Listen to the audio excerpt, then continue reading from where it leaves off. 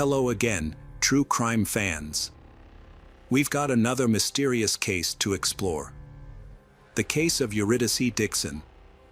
Eurydice Dixon was born on November 10, 1995 in Melbourne, Australia.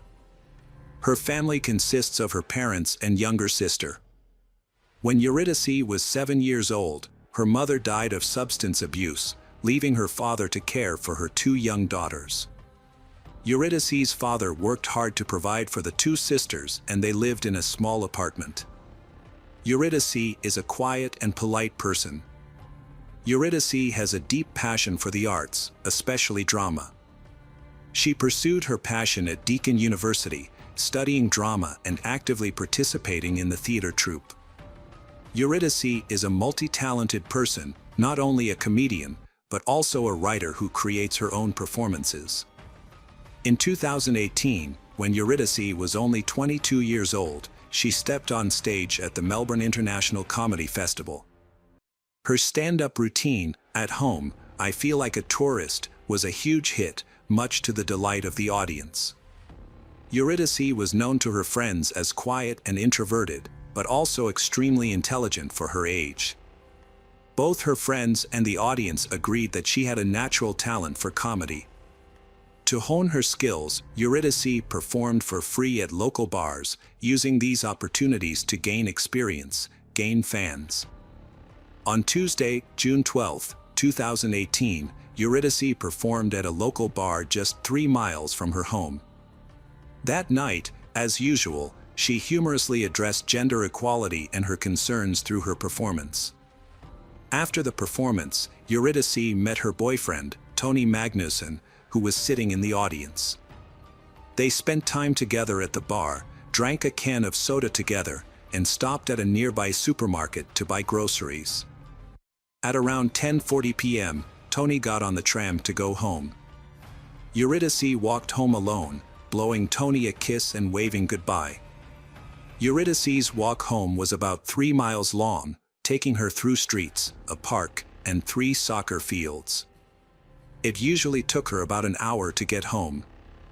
And Eurydice, having walked this route at night many times before, she felt safe because the streets were well lit. However, as Eurydice entered Princess Park, darkness enveloped her. To shorten the distance, she put on shoes and socks and walked barefoot on the grass. She crossed the park and the soccer field, just a short distance from her house. At 12:02 a.m., Eurydice texted her boyfriend Tony on Facebook, "I'm almost home. Where are you?"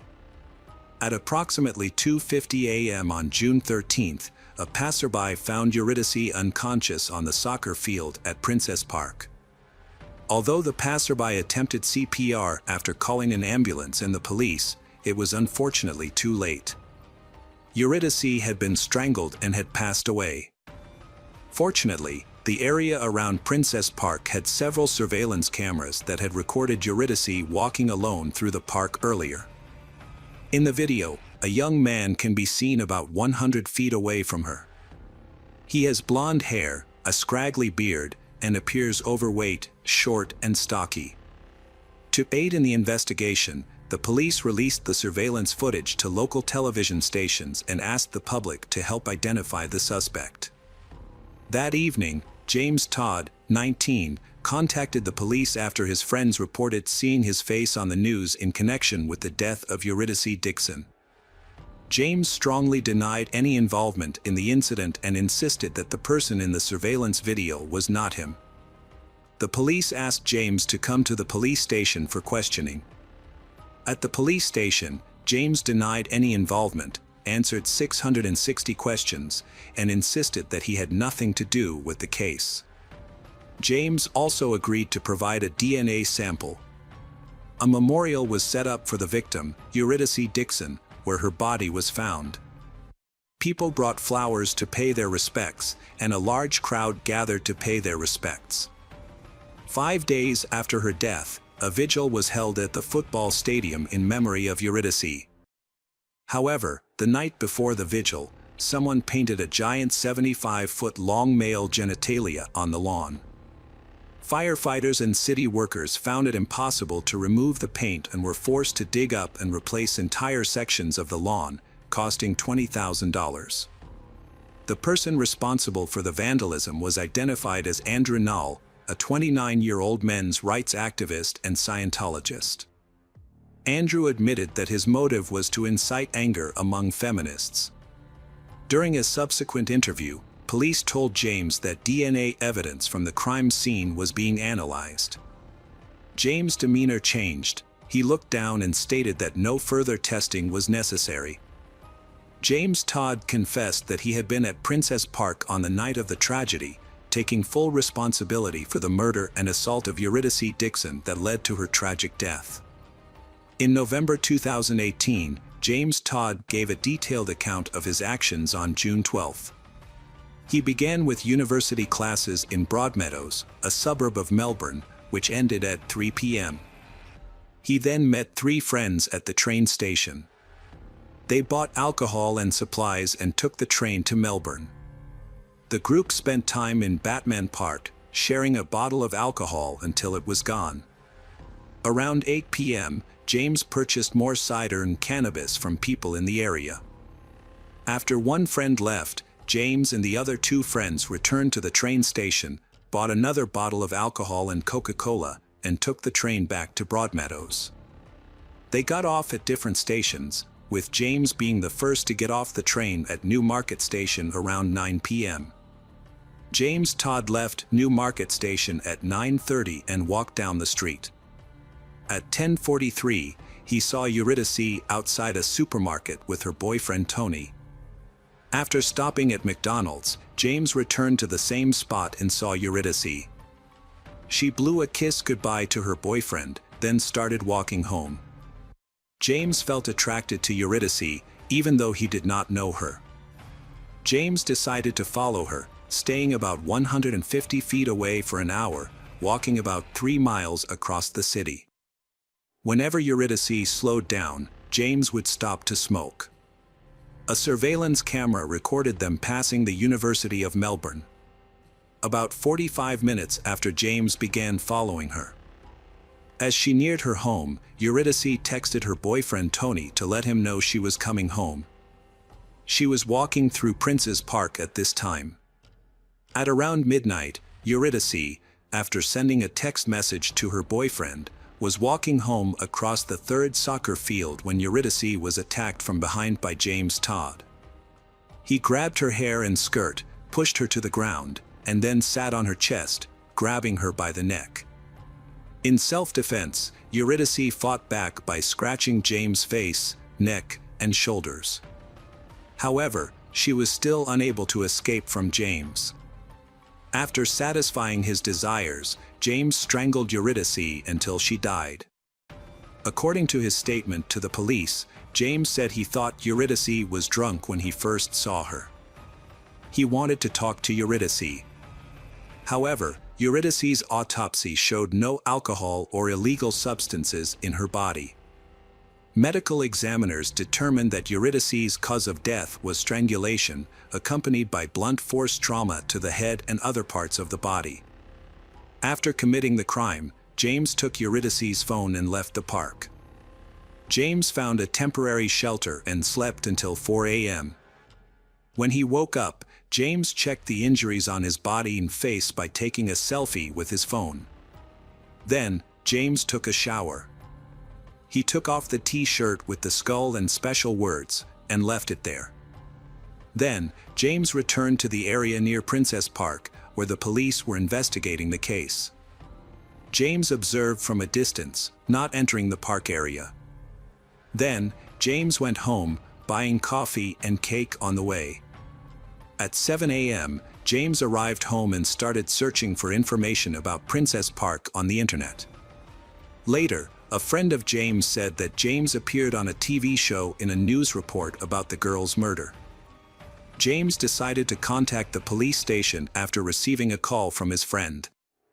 James' girlfriend, a 4-year relationship, recalls that during intimate moments, James tended to be rough with her.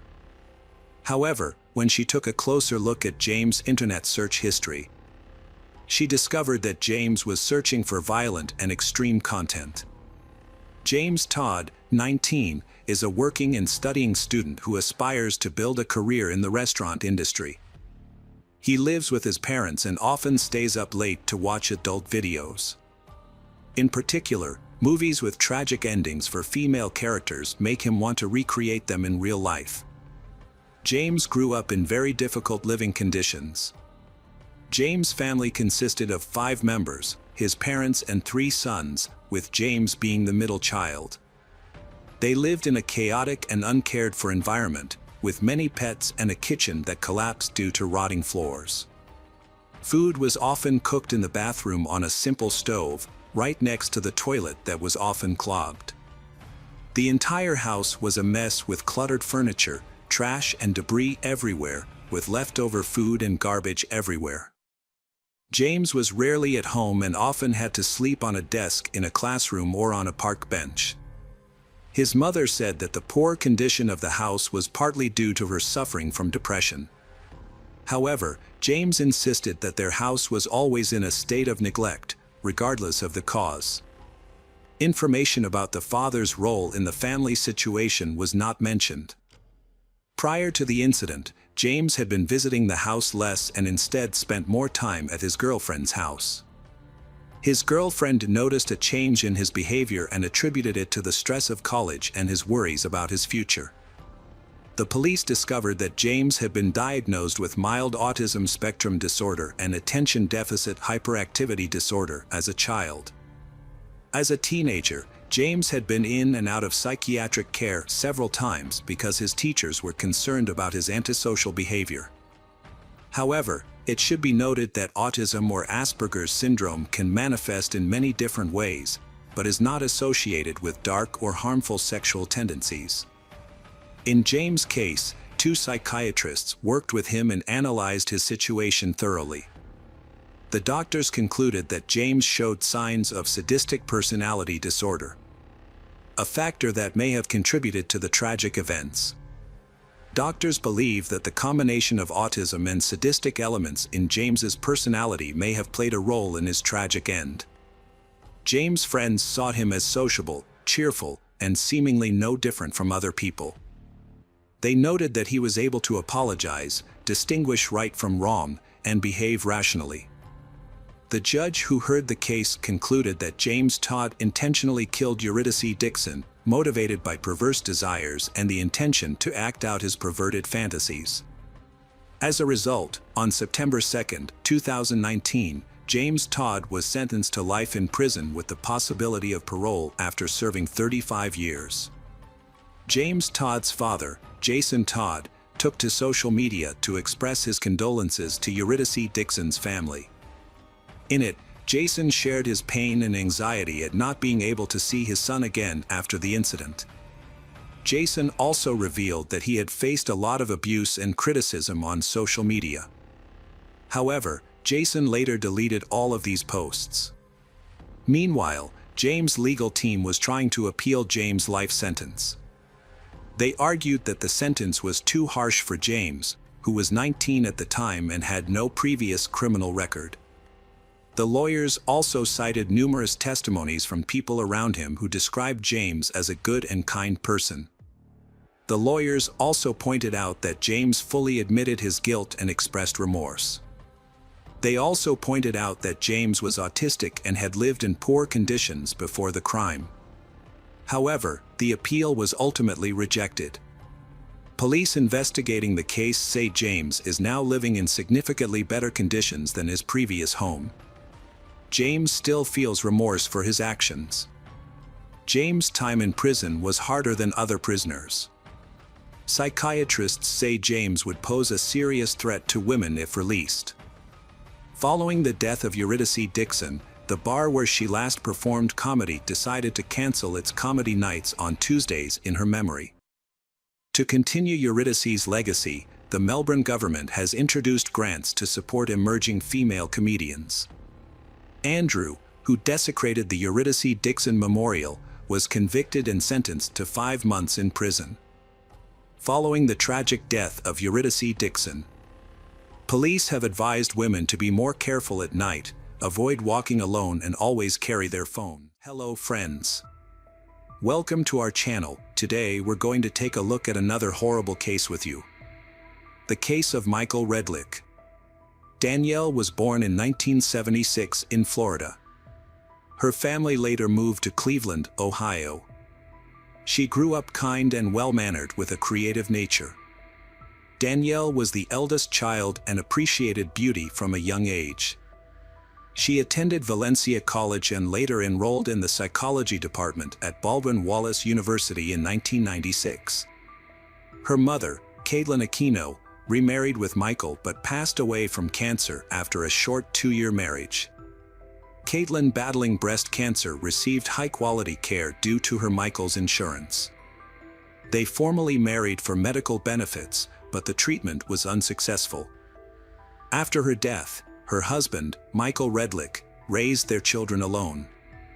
At 22, Danielle, the eldest daughter, returned home to help, bringing her brother and sister with her to live with Michael. Danielle later made the unexpected decision to marry her stepfather, Michael. Started as a friend in 2019. Danielle cared for the younger kids and worked at a bar at night, while Michael built his sports recruitment career. He became attached to the children and felt comfortable with Danielle, who saw him as a dependable support despite their 20-year age difference. Their easy and natural interaction gradually brought them closer together. Danielle initially kept her relationship with Michael hidden from her family. With Michael, she felt loved and protected. He found her a job at an advertising agency, had a high income, and devoted time to the family. Things were going well for both. When Michael received a job offer to become the Memphis Grizzlies vice president, he asked Danielle to move with him, but she hesitated. Danielle declined to join Michael due to her studies and familiar lifestyle, but they continued their long-distance relationship. One day, Michael showed her a cottage he bought for them by the Mississippi River, impressing her with its picturesque location. She eventually moved in, and Michael found her a job in radio. Initially, everything was perfect, but Michael's job later brought changes. Michael's new position brought increased stress and tension with management. He became stressed and tired, often unwinding with alcohol, which became a daily habit. He'd return home late, intoxicated, and angry. Danielle tried to support him, but his promises to stop were short-lived. After missing a planned dinner, tension between them grew. Danielle was upset, saying if he couldn't make time for her, he should have warned her. Danielle made a joke, which struck a nerve with Michael, and he slapped her across the face, causing her to stagger back. Her clothes and the floor were bloodied. In shock, she recoiled as Michael cried and apologized. He took her to a sports doctor, who provided first aid and recommended seeing a dentist and plastic surgeon due to the severity of her injuries, including a chipped front tooth. The next day, Michael made amends with a thoughtful dinner, showering his wife with attention and care. Despite the previous day's incident, she forgave him and chose not to report it, aware of the strict domestic violence laws in their state. This wasn't the first warning sign, however. Danielle had already experienced similar behavior from Michael before the incident. In 2003, Michael and Danielle had a daughter named Jaden. A year later, they decided to formalize their relationship. Life was going well for them, but Michael still faced obstacles at work due to a change in management, which prevented him from getting a long-awaited promotion. 7 years later, their son Sawyer was born, and both of two devoted themselves to raising their children. However, Michael's work struggles and added responsibilities took a toll on him, triggering a return to drinking and more frequent conflicts with Danielle. Michael's behavior finally reached a boiling point during an argument in which he physically attacked Danielle, grabbing her by the throat and holding her against the wall. The incident was incredibly frightening for Danielle. She realized she could no longer tolerate Michael's rough behavior and made the difficult decision to leave him, taking the children with her. Danielle moved in with her relatives, who had initially been skeptical of her marriage to Michael but had grown to accept it over time. In an attempt to win her back, Michael visited Danielle multiple times, apologized for his actions, and asked her to return home. After a period of separation, they eventually reconciled and restored their relationship. The years following were marked by uncertainty. The Redlick family relocated to California for 5 years, but struggled with Michael's drinking habit. After losing their jobs, they relied on savings until moving to Indiana in 2014, seeking a fresh start and stability. Michael moved first, while Danielle stayed behind in California with the children. They needed time to sell their old home and belongings, a process that took a year. The constant relocating had taken a toll on the family, especially the children, who struggled to adapt to their new surroundings. Meanwhile, the family's financial situation improved, but the distance between Danielle and Michael began to affect their marriage. They grew apart, communicating less and less, as the infrequent visits took a strain on their relationship. Danielle and Michael faced new challenges after reuniting. Danielle noticed Michael's emotional distance and dwindling romantic connection. In reality, Michael was struggling with personal issues related to age and health, affecting his intimate life. He confessed his struggles to Danielle, fearing rejection, but she responded with empathy and reassured him of her support. After trying various medications, they decided to try hormone injections. With the testosterone injections, Michael experienced a resurgence in his physical and mental health. He regained the energy and vitality of his younger years. However, this newfound energy also led to increased aggression. One evening, while Danielle was brushing her teeth, Michael attacked her in the bathroom. His reasoning for this violent outburst was that she had failed to wake him up when she went to rest the previous evening. Danielle was fed up with the situation and decided to leave. However, this only infuriated her husband, who then choked her. Danielle was unable to defend herself and started to lose consciousness. She felt like she was on the verge of death. When she eventually came to, she saw her husband standing over her, looking scared and confused, and begging for forgiveness. All Danielle could manage to do was to silently crawl away from him. Following this incident, they continued to live together in the same house and raise their children, but their relationship was irreparably altered. Apparently, the situation at home had reached a breaking point. Michael's drinking problem worsened, leading to more frequent arguments over small issues. These disputes often turned violent, causing stress and fear for the family. Despite her unhappiness and resentment, she remained in the relationship, still deeply loving her husband. Their daughter Danielle also suffered, becoming anxious and withdrawn. She took up photography as a hobby to distract herself from her troubles. Despite their issues, the Redlick family appeared to be a respectable family to outsiders, as they generally kept their disagreements private. By the end of 2014, the family had finally settled in Florida. Around this time, Michael decided to change careers, seeking a less stressful profession. He started working as the Director of External Affairs and Partnership Programs at the University of Central Florida and also began teaching. Although Michael's post-MBA career income was lower, the job provided him with a sense of fulfillment and stability. The family initially rented a home in Winter Park but eventually purchased a large, Mediterranean-style house in the area. The house had a unique feature: an attic floor that Danielle claimed as her own private retreat, often retreating there on nights when Michael's anger issues flared up. As Michael received testosterone injections, their intimate life briefly improved, but even in these moments, he could be emotionally harsh. Their relationship remained strained, and Danielle turned to alcohol to cope. With Michael working and providing for the family, Danielle managed the household and children, but her dependency worsened, and she became increasingly withdrawn. The frequent arguments eventually led to their separation in 2016. Despite Michael's controlling behavior, Danielle continued to allow him to see the children and provide financial support. As Danielle began working at a school, she started to regain her independence with the help of new friends.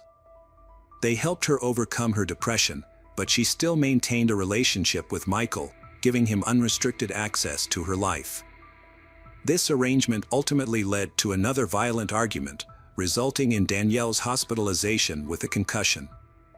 Fearing repercussions for Michael, she kept quiet about the incident.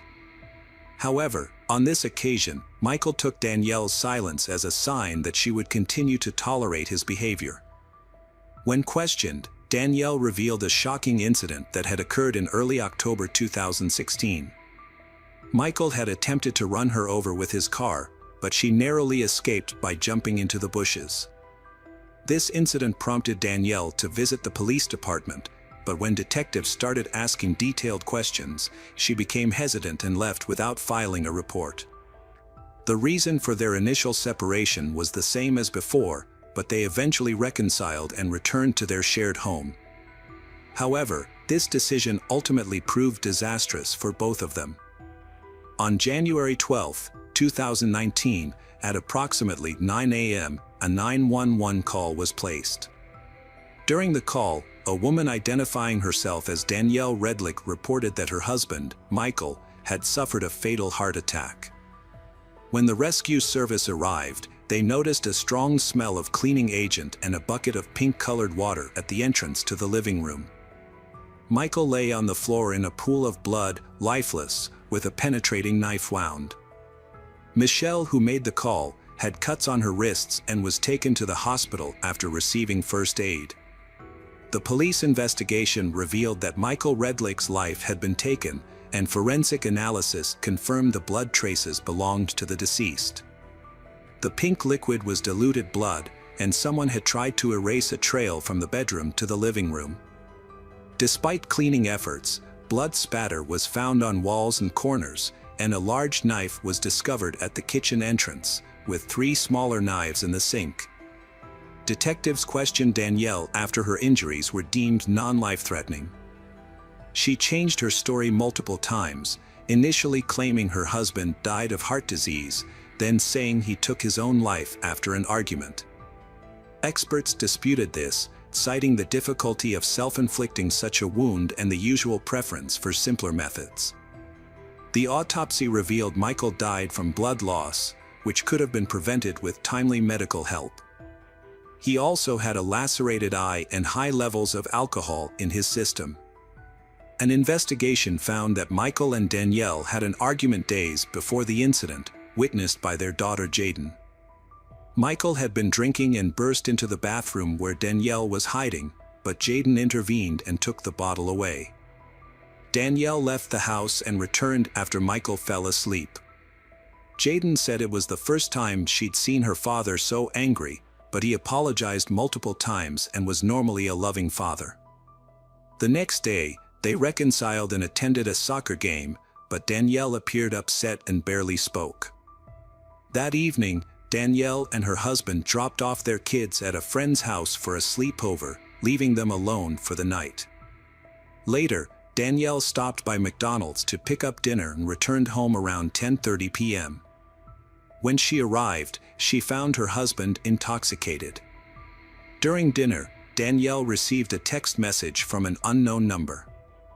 Her husband saw the message, became enraged, and physically attacked her, attempting to strangle her. In an effort to defend herself, Danielle grabbed a nearby knife and stabbed her husband in the chest.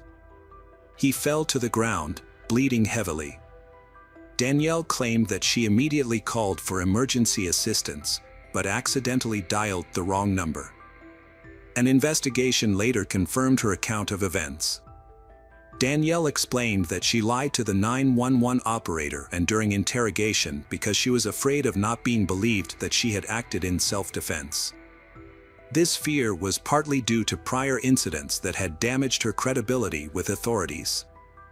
She had recently been involved in a physical altercation with friends and had also resisted arrest when police arrived at the scene of the incident, even attempting to bite an officer. Her uncooperative behavior during the investigation led to charges of disorderly conduct and resisting arrest. As a result, she worried that her claims of self-defense would be met with skepticism. Danielle was on probation for about a year. The cuts on her wrists were self-inflicted but superficial, leading investigators to doubt her claim of trying to end her life due to emotional turmoil. They also found she wasn't a role model, because she having signed up on a dating site and being unfaithful after learning of Michael's infidelity.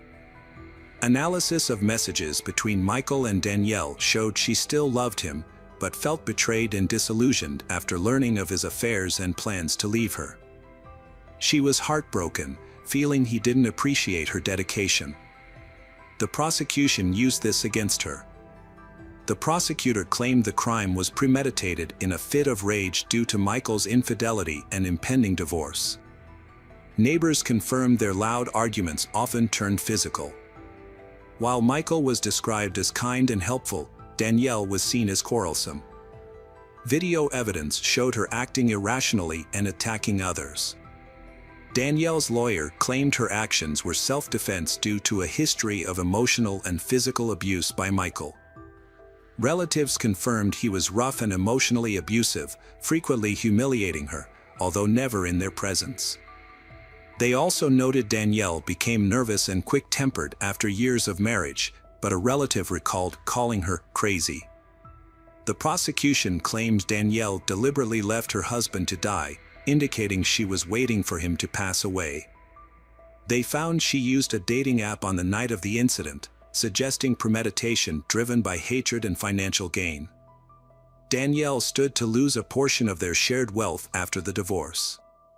Her net worth was $1.2 million at the time of Michael's death. She had repeatedly changed her statements, possibly to confuse the investigation and tamper with evidence.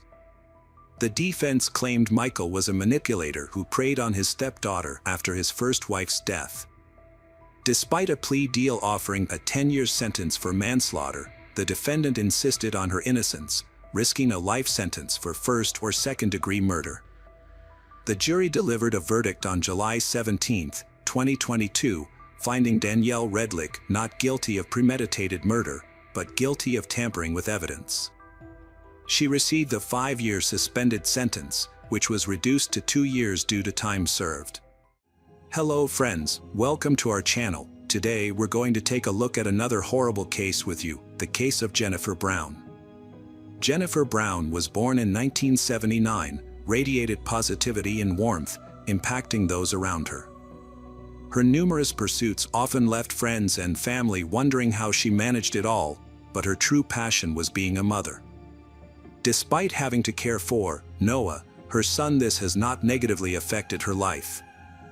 Instead, make Jennifer stronger, especially after Noah was diagnosed with autism as a child. As she cared for Noah, Jennifer became his rock and closest friend. They spent countless hours together, sharing joyful moments and supporting each other through life's challenges. Their heartwarming bond evoked feelings of tenderness and admiration from those who knew them. The small town adored this family for their genuine kindness and cheerful nature. Tragedy struck unexpectedly on January 3, 2023, when Jennifer vanished without leaving behind any clues. On January 4, 2023, Antonio Blair Watts Richardson contacted the Limerick Township Police Department, deeply concerned about his close friend Jennifer's disappearance. Although it had been less than 24 hours since he last saw or heard from her, Antonio's anxiety was growing by the minute. Despite numerous attempts, he couldn't reach Jennifer, which was unusual since she was always responsive, especially when it came to her son Noah. Jennifer's family and friends knew her as a devoted mother and caring person, making her sudden disappearance alarming. Antonio's call to the police initiated a lengthy and mysterious investigation. A massive search effort began, involving police officers, family, and friends, all hoping to find clues about Jennifer's disappearance. The main question on everyone's mind was what could have caused Jennifer to leave her son without explanation. At 4 p.m., Officer Stephen Crawford from the Limerick Township Police Department visited the Brown family home to check on the situation. He observed Jennifer's vehicle parked near the porch. Upon entering the house, he found her keys, purse, tablet, and work cell phone still inside. However, Jennifer's personal cell phone was nowhere to be found. When police attempted to track the phone, they discovered it had been turned off at 7 a.m. on January 4th, and the signal couldn't be traced after that. The last known location of the phone was near the intersection of Lewis Road and Ridge Pike in Limerick. This discovery marked the first significant lead in the investigation and indicated that something ominous had occurred. As a result, Jennifer was officially reported missing, and the police launched an investigation. Investigators questioned Jennifer's family, friends, and neighbors, but none of them had any information about her disappearance. Her loved ones, including her Aunt Diane Brem and Jennifer's friends Tiffany Barron and Antonio, were adamant that Jennifer would never leave her son behind. As a devoted mother, she would never abandon her child. Despite efforts, no leads were found in Jennifer's disappearance. Her family appealed to the public and a reward was offered for information, but yielded nothing, leaving unanswered questions and growing anxiety. The police investigation started by examining the events of that day, focusing on Jennifer's close friend Antonio, who was the last person to see her alive. On what seemed like an ordinary January day, Jennifer and Antonio spent time in the living room discussing life, future plans, and their children. As their kids often played together, Jennifer asked Antonio to pick up her son Noah from school. Antonio agreed and headed to the school to get Noah. The next day, however, Noah's behavior at school raised concerns among his teachers. They noticed that he had missed 2 doses of his medication, which was unusual given Jennifer's diligent care for her son's condition. She always kept his teachers informed about his health and any issues that arose at school. The school staff became concerned when they couldn't reach Jennifer. Noah told them Jennifer had gone to the grocery store but hadn't returned. She would never leave her son alone at this time. Antonio also tried to contact her but was unsuccessful. Antonio reported her missing to the police. As the investigation continued, no new information about Jennifer's whereabouts emerged. Hope for her return began to fade with each passing day. It seemed she had vanished without a trace and might never be found. However, on January 18th, 2 weeks after her disappearance was reported, 2 warehouse employees in nearby Limerick Township stumbled upon something unusual. They exited the building to grab coffee and stumbled upon what seemed to be a freshly dug hole.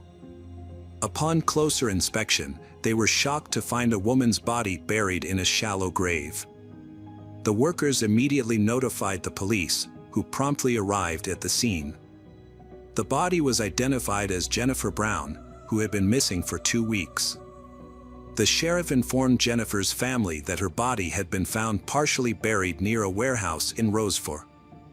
An autopsy revealed that Jennifer's death was caused by asphyxiation, with 3 broken ribs indicating a violent struggle with her killer. The investigation shifted from a missing person case to a murder case. Police re-interviewed Jennifer's family and friends, but these conversations yielded no new leads. The investigation seemed to be reaching a dead end, with no suspects in sight. However, just when detectives thought they had hit a roadblock, an unexpected lead emerged from an unforeseen source.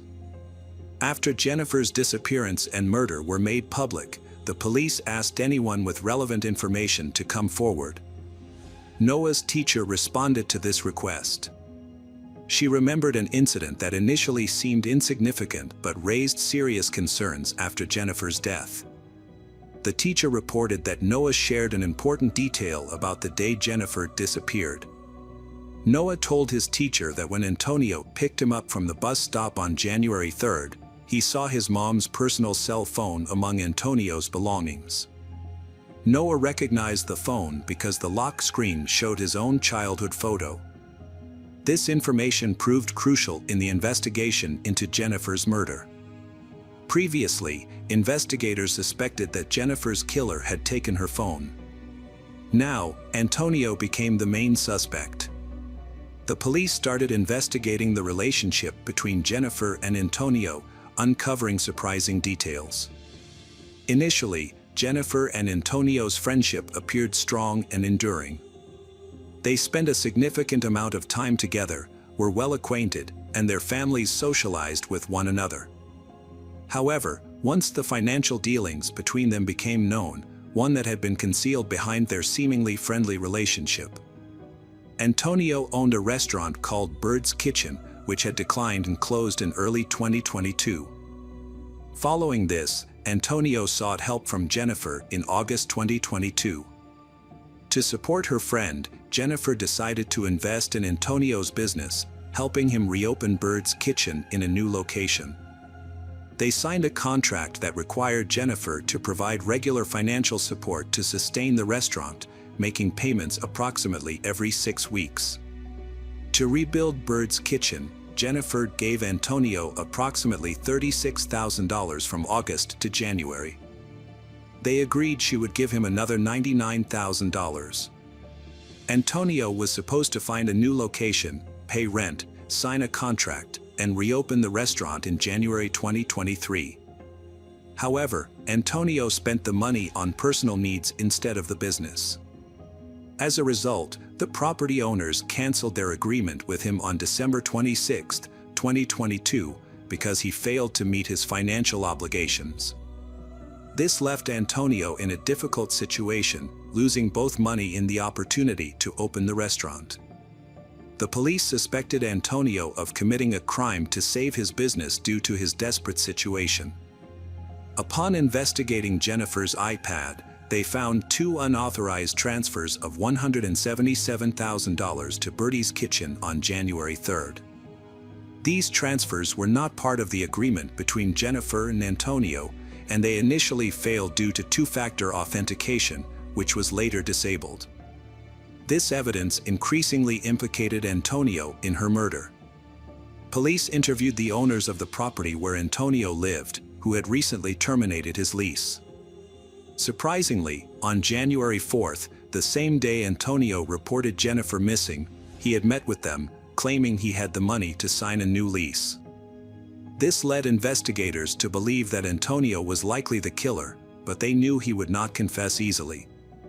They needed concrete evidence to prove his guilt. To gather more information, investigators spoke with Antonio's wife, Tiara Taylor.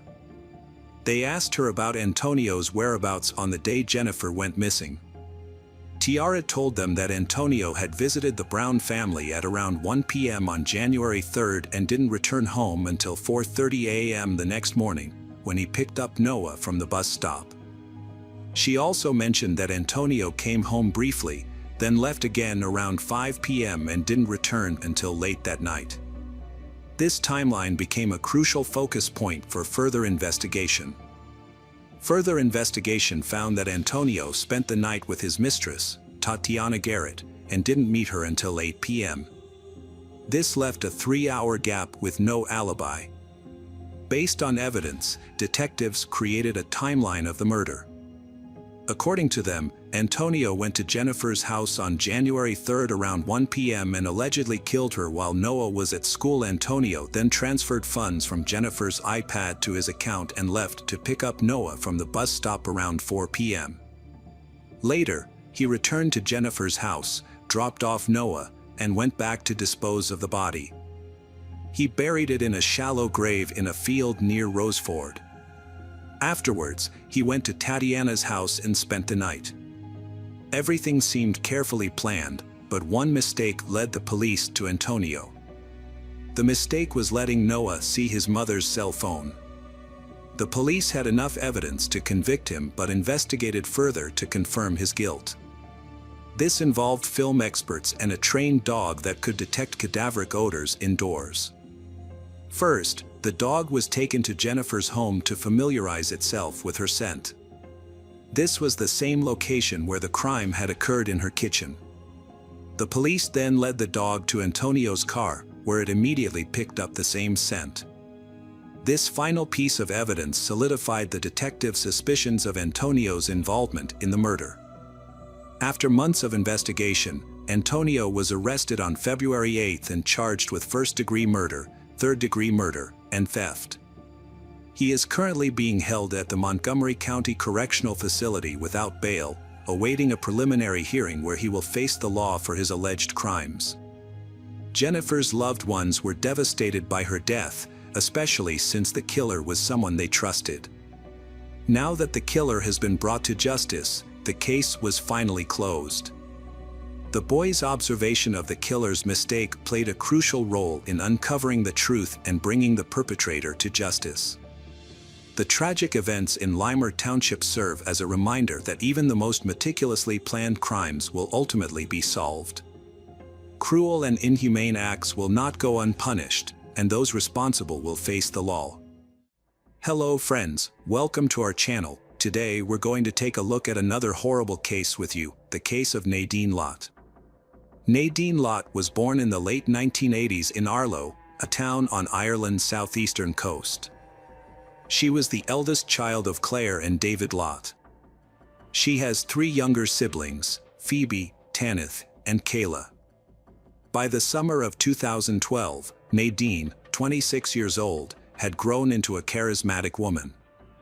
She was eagerly planning a trip to Australia, looking forward to a vacation filled with exciting experiences, sports, and new friendships. Nadine stood out from her peers with her bright smile and charming personality, which drew people to her. She had a large social circle and could easily connect with anyone. However, beneath her outgoing exterior, Nadine was a sensitive and vulnerable person who always tried to see the best in others. She cherished her family, who had loved and supported her throughout her childhood. Nadine discovered a passion for photography, capturing life's fleeting moments to preserve the world's beauty. This hobby eventually turned into a career, and she became a successful beautician, helping others enhance their natural beauty. Nadine experienced some difficulties in her personal life. She wasn't eager to settle into a serious relationship, preferring to enjoy her independence and spend time with friends. This desire for freedom led her to take a trip to Australia, where she was attracted by the warm climate, stunning beaches, and exotic landscapes, finding everything fresh and romantic. Nadine met Daniel Murtaugh in Australia, and it was as if they were polar opposites. While Nadine was outgoing and lively, Daniel was quiet and reserved, with piercing eyes and a toned physique that immediately caught her attention. Despite their differences, they felt an instant and inexplicable connection, sharing common interests and a deep sense of intimacy. As they spent more time together, their days were filled with unforgettable experiences and memories. They strolled along stunning beaches, explored the crystal-clear waters, and shared their deepest dreams and secrets. Nadine was captivated by Daniel's surfing skills, and he was drawn to her carefree spirit, genuine nature, and infectious laughter. Their connection grew stronger with each passing day, unencumbered by any barriers or reservations. Daniel, a few years Nadine's senior, hailed from Dayan, a suburb of Dublin, where he worked as a window fitter and lived with his family. Nadine viewed it as a casual fling without any serious commitments. Phoebe was the first to discover Daniel. Shortly after, Claire, the mother, learned about the relationship from her child. Claire quickly suspected that this relationship may not be long-lasting. Nadine's life changed dramatically when she found out she was pregnant with Daniel's baby. A few months later, Daniel attempted to rekindle their relationship and start a family, but it ultimately didn't work out. In November 2013, Nadine gave birth to a baby girl named Kia, but Daniel was noticeably absent during this significant moment. Instead, her sister Phoebe was the one who offered emotional support and remained a constant companion. Phoebe was by Nadine's side during childbirth, took the first photo of mother and daughter, and played a vital role in helping Nadine navigate the challenges of new motherhood. Nadine's pregnancy marked a turning point in her life, as she transitioned into her new role as a mother. Despite the difficulties she faced, Nadine found solace in Phoebe's unwavering support and love. Nadine's story is a poignant reminder of the complexities of love and relationships.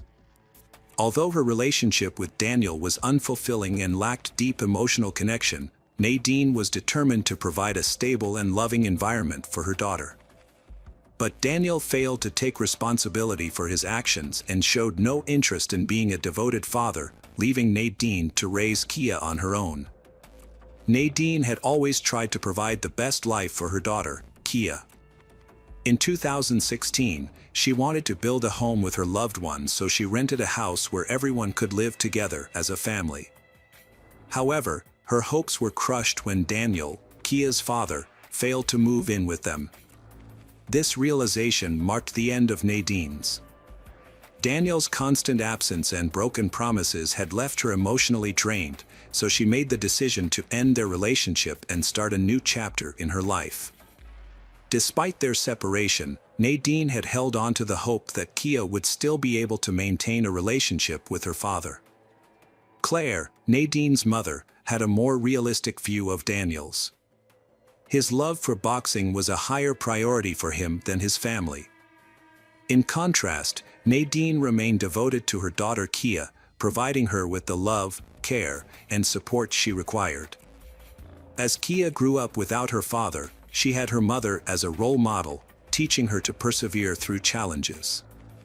In October 2019, Claire suggested that Nadine celebrate her birthday in Rome. During the trip, Nadine's daughter, Kia, also referred to as Nine, confided in her mother about the struggles she was facing in her life. Nadine had moved on from her relationship with Daniel and was thriving as a single mother. She enjoyed her job, took pride in her accomplishments, and was happy with her life. Her future looked promising, especially after being offered a modeling job. Her happiness was short-lived when she discovered that Daniel continued to make unfulfilled promises to visit their daughter Kia in Ireland.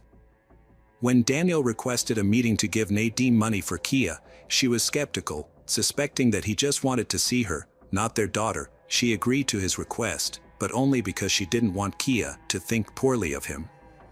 Nadine still held on to the hope of creating a real family, despite the increasing impossibility of it. To shield Kia from disappointment and pain, Nadine made excuses for her father's absence. She wanted to protect her daughter from Daniel's irresponsibility and neglect. Meanwhile, Daniel was reluctant to let Nadine go and was fearful that she might start dating other men. As a result, Nadine felt forced to keep her personal life hidden from him to avoid his controlling behavior and threats. In 2019, Nadine Lott's life drastically changed after she ended her relationship with her partner, Daniel. She started dating a new partner from Turkey, but her attempts to keep this relationship private were unsuccessful. Daniel discovered Nadine's new partner and became furious, sparking a series of stalking incidents that caused her immense distress. On December 5th, Nadine sent a clear message to Daniel, stating that their relationship was over and demanding that he stop harassing her. She believed this would finally bring an end to the toxic relationship. However, on December 13th, Nadine asked Daniel to watch their child, Kia, while she attended her aunt's birthday celebration at a local pub. Daniel agreed to watch Kia at his home in Condon, a different location from where Nadine lived, which was in Wicklow. On the night of December 14th, Daniel repeatedly tried to contact Nadine, calling her at 5:57 and 1:26 a.m., but she didn't answer. He eventually sent her a message, asking her to return home soon. Nadine returned home and changed her clothes, but the events that followed are unclear. What is known is that Daniel attacked Nadine, terrifying her 6-year-old daughter, Kia. The noise and screams caught the attention of a neighbor, Ela Klanovich, who investigated the source of the commotion. Ela saw Nadine lying on the floor in her hallway with Daniel standing over her, his face contorted with rage and panic. Horrified, Ela retreated to her apartment and quickly contacted Nadine's family. When Claire, mother of Nadine's, heard Hila's story, she felt overwhelmed with fear and anxiety. Daniel fled the scene in his Volvo, leaving behind a trail of dust and blood. When Claire rushed into Nadine's apartment, she was met with a disturbing sight. The walls and broken glass were covered in blood splatters, reflecting the horrific events that had unfolded. But the situation was far from over. It was now 9:50 a.m. Claire, Phoebe, and Kyle walked into the kitchen and were shocked by what they saw. Nadine's body was lying on the floor, brutally mutilated and showing no signs of life. Meanwhile, about 20 miles away in the town of Lar, Daniel lost control of his car and crashed into a ditch. Miraculously, he escaped with only minor scratches. John Beck-Ken stumbled upon the wreckage and was shocked by the scene: a car with broken headlights, shattered glass, and a lone vehicle lying in a ditch. His initial thought was that the driver had been drinking after a Christmas party, but as he approached the car, he was surprised to find it empty. Suddenly, Daniel emerged from the fog, his eyes vacant, his body shaking, and his clothes covered in blood. Daniel confessed to the crime in a despairing tone to a witness. He was then taken to the hospital in an ambulance, repeatedly muttering that he loved Nadine, as if seeking forgiveness. Meanwhile, Nadine's apartment was in disarray. When paramedics and police officers arrived, they were met with a strong smell of blood. The walls and furniture were smeared with it, and the scene was chaotic. Paramedic Ian Clark was struck by the extent of the destruction. Broken dishes, shattered glass, and bloody footprints indicated that a violent crime had occurred. Phoebe and Kyle rushed Nadine to urgent care after a severe accident, where medical professionals were able to save her life despite her critical injuries, which had left her unconscious. Nadine was rushed to St. Vincent's Hospital, where she was admitted to the intensive care unit. Doctors documented severe injuries to her head, neck, and chest at 10:58 a.m. Her condition was critical, with 64 injuries found on her body, the cause of which was unclear. Nadine received multiple blood transfusions, but her condition remained critical. Claire hoped that Nadine would recover.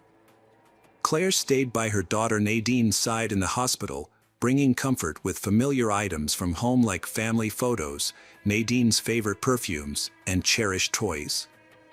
Despite the doctor's bleak outlook, Claire was resolute in her support, believing that her love and care would help Nadine navigate the challenging road to recovery. Meanwhile, Daniel was scheduled to appear in court on December 16th. The court decided to hold him in custody until his trial. On the same day, Claire accompanied Nadine to a follow-up examination to assess the damage to her brain. Claire prayed that Nadine would find the strength to pull through.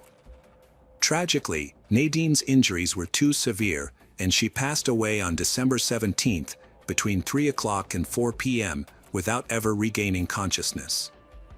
Irish Police Colonel Dean McCarthy described the violent crime as one of the most brutal he had ever witnessed. After the murder, Chief State Pathologist Dr. Linda Mogan performed the autopsy at the city funeral home on December 18th. Following the autopsy, the victim's loved ones, particularly her family, were left with many unanswered questions. Claire was consumed by her thoughts, trying to make sense of the events that had transpired. The next day, the killer, Daniel, confessed to the heinous crime, describing how he attacked and brutally murdered Nadine. According to Daniel's account, he started by grabbing Nadine, hitting her on the head, and then repeatedly punching her with his fists. Despite her efforts to resist, Daniel continued the assault, kicking her and eventually stabbing and strangling her with a charger cord. Kia, a witness to the horrific attack, pleaded with her father to stop the assault, but her cries were ignored. Despite Nadine's desperate attempts to fight back, Daniel had remarkable physical strength and was impossible to defeat. A funeral service for Nadine was held on December 22nd at St. Mary and Peter's Church in Arlo, her hometown. The ceremony drew over 1,000 mourners, and hundreds more watched the live broadcast as they gathered to bid their final farewells. 6 people carefully carried the coffin containing Nadine, a young and beautiful girl, as if she were asleep in eternal rest. The altar was surrounded by scarlet velvet roses. Nadine's mother, Claire, sat in the front row, struggling to hold back tears as she gazed at her daughter's coffin. Her eyes shone with love and admiration for she who lay before her. Family and friends gathered nearby, overcome with grief, as they clutched handkerchiefs to their faces and openly wept. David Lott, Nadine's father, stepped forward, his voice shaking with sorrow, and tearfully placed one of Nadine's elegant handbags beside the coffin. Nadine had a remarkable ability to turn anything into a stunning fashion accessory that perfectly matched her one-of-a-kind style. Next, Kyle, a close family friend, approached the altar, holding a photograph of Nadine and Kia, beaming with happiness as they hugged each other. Kia, confused and grief-stricken, clung to her mother's side, unable to comprehend the loss she had suffered. Phoebe, Nadine's sister, brought a pair of shoes to the altar, the very ones Nadine had been planning to wear to her prom. Overwhelmed with emotion, Phoebe struggled to hold back her tears. Tanith, another close friend, carefully placed a photo album on the altar, filled with cherished memories of Nadine's carefree days, joyful parties, and radiant smile. These memories would remain with them forever, a poignant reminder of the happy times they had shared with Nadine. With genuine empathy on his face, Priest Michael Moore led the ceremony with heartfelt words of eternal life and hope that soothed the grieving family and friends. Looking directly at Kia, he voiced gratitude for the immense joy she had brought Nadine during her life, wishing that Kia's own life ahead be one rich with care, protection, and enduring love. He reassured Kia that her mother's loved ones would always be there to protect her from harm, serving as her guardian angels. Nadine's sisters, Phoebe and Tanith, tearfully bid their final farewell, overcome with grief at the loss of their beloved sister. The ceremony concluded with the playing of funeral music, after which Nadine's coffin was laid to rest in the San Gabriel Cemetery. Hello friends, welcome to our channel. Today we're going to take a look at another horrible case with you. The case of Jorge Cortez. Jorge Humberto Martinez Cortez was born on January 5, 1978, in Mexico City. He kept his childhood and teenage years private, only sharing that he often clashed with his mother, who cared deeply for him, and his father, who rarely intervened in their arguments. Jorge's strained family relationships likely contributed to his emotional isolation and the development of his aggressive and unstable personality. To escape his difficult home life, Jorge left at a young age and embarked on a journey across Mexico, taking on temporary jobs to support himself. He worked as a waiter in various bars in Mexico City, including those in the Rosa and Cona districts, and also relied on tips from tourists in the popular Villa do and Cuac districts, known for their extensive infrastructure and diverse entertainment options. Jorge's life of crime began in this place. In 2010, he was arrested for theft and given a 4-year prison sentence. However, because it was his first offense, the judge decided to release him on bail. At the time, no one suspected that this decision would set free a man who would later become one of Mexico's most notorious criminals. After his release, Jorge met a girl named Adriana and fell in love. Initially, he treated her with kindness and attention, but as their relationship deepened, his behavior became increasingly violent. Adriana soon found herself a victim of his physical abuse. Exhausted by his cruelty, she decided to end the relationship, but Jorge refused to accept her decision. One night, Jorge violently attacked Adriana, dragging her down the stairs by her hair and breaking her nose. He beat her so severely that she lost consciousness. When she came to, she saw Jorge holding a lighter and threatening to kill them both if she didn't stay with him. Despite his threats, Adriana continued to resist, which further enraged Jorge. He attempted to strangle her by grabbing her neck with both hands. However, Adriana managed to break free, grabbed a hammer, and began fighting back. She was able to force Jorge out of the apartment and ultimately out of her life for good. This violent confrontation occurred in 2011, and although Adriana reported the incident to the police, Jorge was released on bail and avoided punishment. In hindsight, Adriana's escape from Jorge that night saved her from a potentially deadly situation. Jorge would go on to take the lives of multiple women in the future. After meeting Jorge, 18-year-old Yang Kiang Marie became his new victim. Yang was a Korean girl who was very close to her mother, Monica, and her sisters, particularly Anna. Anna was a lively and athletic young woman who balanced her studies in psychology with a part-time job at a restaurant. Yang met Jorge at one of the bars where he worked, and they were immediately drawn to each other. After a brief courtship, they started dating, but their relationship was marked by violence. Despite their frequent arguments, they stayed together. When Yang turned 19, she decided to declare her independence from her family and move to the city with Jorge. However, this change only made their problems worse. Jorge's behavior became increasingly controlling and abusive. He constantly monitored Yang's activities, calling her every hour at work and restricting her interactions with friends. As a result, Yang felt trapped and realized she was a victim of domestic violence. However, she hid the truth from others, including her family, to avoid causing them concern. Only a few close people, including her sister Anna and some friends, knew about the situation. Despite her family's warnings and advice to leave Jorge, Yang struggled to break free. She attempted to leave him multiple times but always returned, held back by her own fears and vulnerabilities. During this time, Yang underwent a significant transformation, changing from a happy and lively person to someone who was depressed and willing to do anything to please Jorge. The relationship continued to deteriorate, becoming increasingly toxic and damaging to Yang's well-being. Yang's relationship with Jorge was marked by violent outbursts. On one occasion, Jorge refused to let Yang into their apartment when she came home late. On another, he locked her inside, set her clothes on fire, and chased her around the room in a fit of rage. In August 2014, their arguments escalated, and Yang decided to leave Jorge and move in with her parents. A friend encouraged her to report Jorge to the police and end the abuse.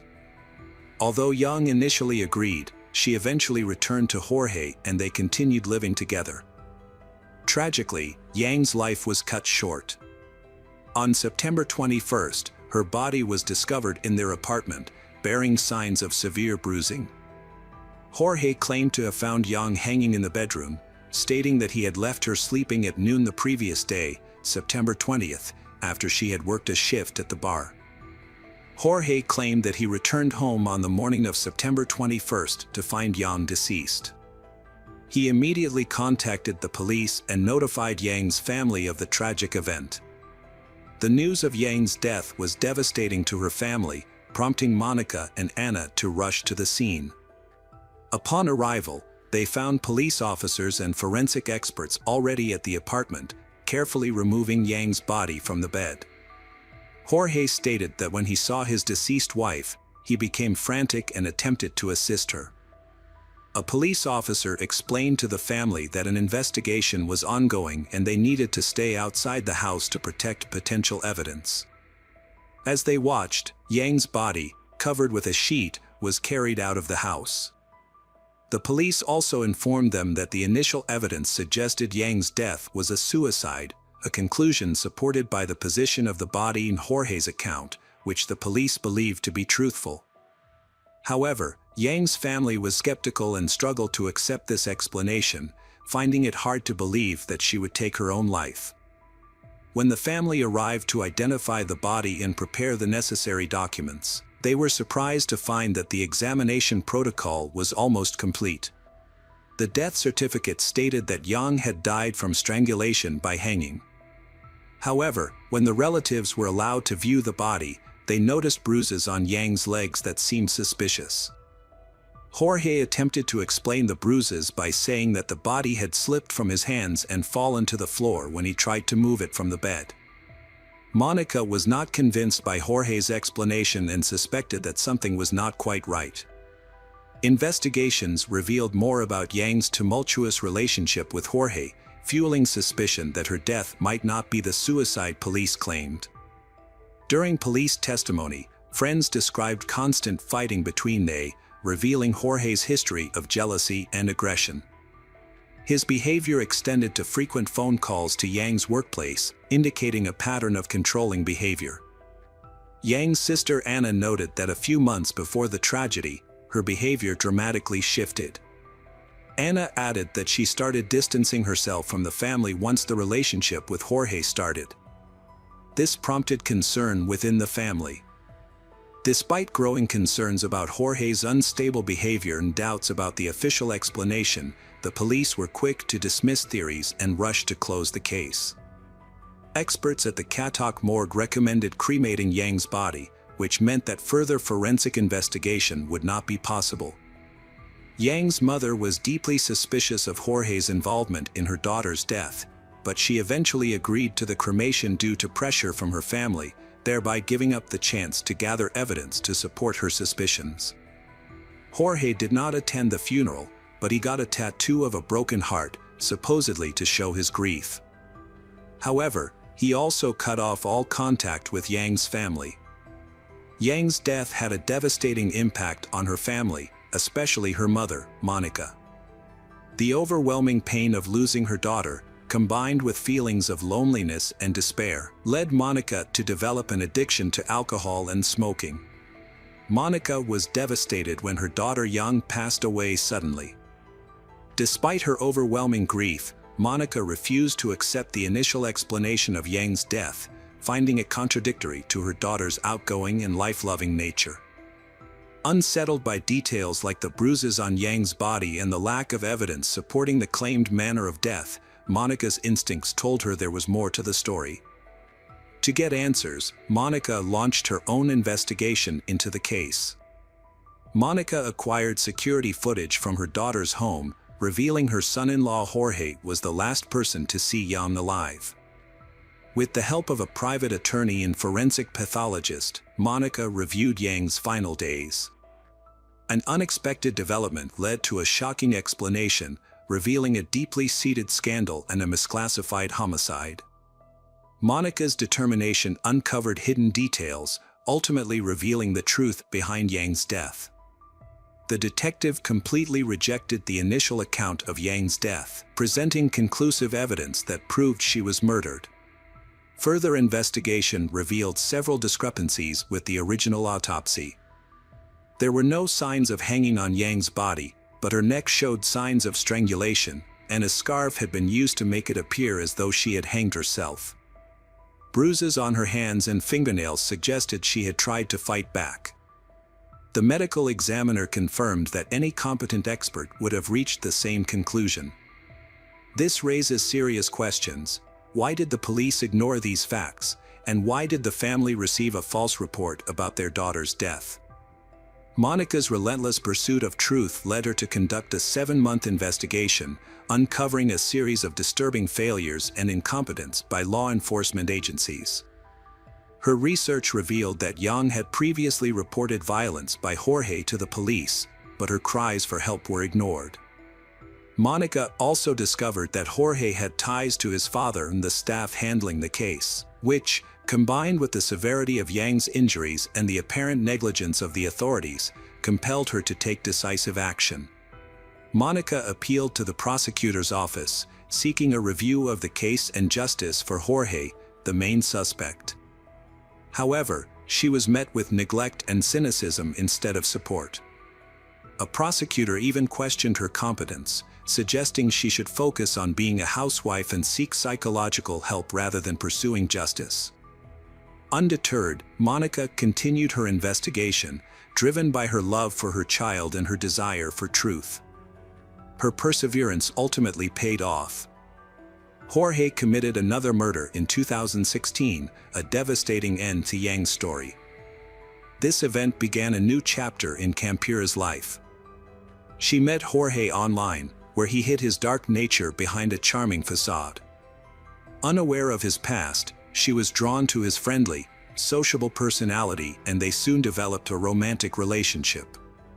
Campira's close friends discovered her new relationship when she posted a photo of herself and her boyfriend on social media, beaming with happiness. For several weeks, their romance seemed perfect. As 2016 drew to a close, Campira's mother, Margarita, met Jorge for the first time on December 28. Campira, Jorge, and her children then traveled to Acapulco to spend the New Year's holidays with her parents. However, Jorge later convinced Campira to extend their stay, and she asked her mother to watch the children for a few more days. Margarita agreed, unaware of the tragedy that was about to unfold. 3 days later, Campira was found dead. The last time Margarita had spoken to her daughter was on December 30th. When Margarita tried to call Campira on New Year's Eve, she was met with silence. Campira always answered her phone or returned calls promptly, so Margarita's anxiety grew with each passing minute. As the hours ticked by, Campira's unusual silence and lack of online activity only heightened Margarita's concerns. Eventually, Margarita decided to contact Jorge to find out what had happened to her daughter. Jorge attempted to alleviate Margarita's concerns by downplaying the argument and Campira's departure to celebrate the new year with friends. However, Margarita remained unconvinced and asked a family friend to check on Campira. When the friend arrived at Campira's house, Jorge told him that Campira was asleep and unable to meet with him. Margarita's suspicions grew, and she sensed that Jorge was hiding something. On December 31st, between 5 o'clock and 8 p.m., Jorge committed a heinous crime. He brutally murdered Campira by strangling her after beating her severely with an unknown object, leaving multiple injuries on her face and body. In an attempt to make it appear as though Campira had taken her own life, Jorge cut a lock of her hair, placed her body on the bed, covered it with a blanket, and left the gas stove on. He even placed a portrait of Campira's late ex-husband in her hand to create the illusion that memories of him had driven her to suicide. Around 8:30 p.m., Jorge packed his belongings and left the house. On the night of January 1, 2017, Margarita tried to contact her daughter Campira to wish her a happy new year, but was unable to reach her. She then called her son Gabriel, who was in the same city as Campira, and asked him to check on her. When Gabriel arrived at his sister's house, he was immediately hit with a strong smell of gas. After turning off the gas burners, he began searching for Campira and was shocked to find her body on the couch, bearing signs of a brutal beating on her face. As Gabriel threw off the blanket covering his sister's body, he was horrified by what he saw. Campira was wearing only her underwear, and her body was covered in numerous bruises. Several details caught his attention. There were drops of blood around her, although her body in underwear appeared clean, as if she had recently bathed. Additionally, Campira's head was almost completely shaved, which struck Gabriel as strange, as his sister was known to take great care of her hair. Gabriel reported the incident to the police and then called his mother to break the news to Margarita. Paramedics and police arrived, confirmed Campira's death, and restricted access to the scene. The family was stunned by grief, struggling to come to terms with what happened. Their eyes reflected sadness and a glimmer of hope for justice. The investigation was complicated by inconsistencies between the crime scene and the initial assumption of suicide. The police meticulously examined every detail to unravel the truth. The police initially suspected suicide, but Campira's family disputed this, finding it impossible to believe that a young, cheerful woman would take such a drastic step. Campira's family was convinced that her death was not a suicide, but a violent crime. A strand of hair found on her body that did not match anyone in the house reinforced their suspicions. They demanded a more thorough investigation, which was granted. A second forensic examination confirmed their fears, revealing that Campira was strangled and that the suicide scene was staged. The evidence included marks on her trachea and neck, bruises indicating a beating, and the absence of a strand of hair. The police launched an investigation, and Campira's aunt, Sandra, worked with the deputy prosecutor to have the case transferred to the prosecutor's office. However, progress was slow. Later, Sandra was called back to the prosecutor's office and informed that she and her brother, Gabriel, could be plaintiffs in the case. Campira's children were left with their grandmother after the tragedy. To shield them from painful memories, they were transferred to a new school. However, time alone didn't heal their wounds. 2 months later, the family was allowed to visit the apartment where Campira's body was found, collecting her belongings and possibly uncovering clues. Her laptop was found, but its data had been deleted. Fortunately, her iPad was password protected, and the last photos she took before her death were recovered. One disturbing photo showed Campira lying next to Jorge on the same sofa where her body was later found. Further investigation of the photos revealed more evidence. In one image, Jorge was seen holding a skull-shaped container that was later discovered in the apartment's freezer. He was also shown strangling Campira with one hand. Drawers in the desk yielded sketches of tattoos Jorge planned to get, further hinting at his possible involvement in the crime. The public was outraged when Jorge was released on bail in 2009, sparking widespread anger. Many realized that if he had been detained earlier, the young women might still be alive. The Campira and Young families continued to demand justice for their loved ones on social media, gathering over 13,000 supporters on a memorial page. 10 months after his escape, Jorge was finally caught on October 24, 2017. His arrest was unexpected, occurring during a routine patrol by the National Civilian Police in Livingston, Guatemala. The officers were patrolling the streets when they noticed a suspicious man who appeared to be homeless. A routine check of his documents and fingerprints revealed a shocking truth: the man was on the international wanted list with a high danger level. Jorge was immediately arrested and taken to the immigration center in Guatemala City, where he was detained pending further action. The Guatemalan authorities quickly contacted their Mexican counterparts to initiate the extradition process. According to the head of the Guatemalan police, Pablo Castillo, Jorge had been hiding under a bridge in western Guatemala, living on the streets and relying on the kindness of tourists for survival. The next day, October 25, Jorge was transported to the Mexican border city of Chicas, where he was handed over to the Mexican authorities. After crossing the border, Jorge was taken to Mexico City, marking the successful completion of the extradition process and the delivery of justice. Jorge appeared in court to face charges for his alleged crimes. A reporter managed to ask him a few questions, but Jorge responded with a complete denial of any wrongdoing, claiming he was unaware of the charges against him. This was despite being taken to court on October 26 for a preventive measure, specifically for the murder of Campira. During the trial, the prosecution presented strong evidence of Jorge's involvement in the crime.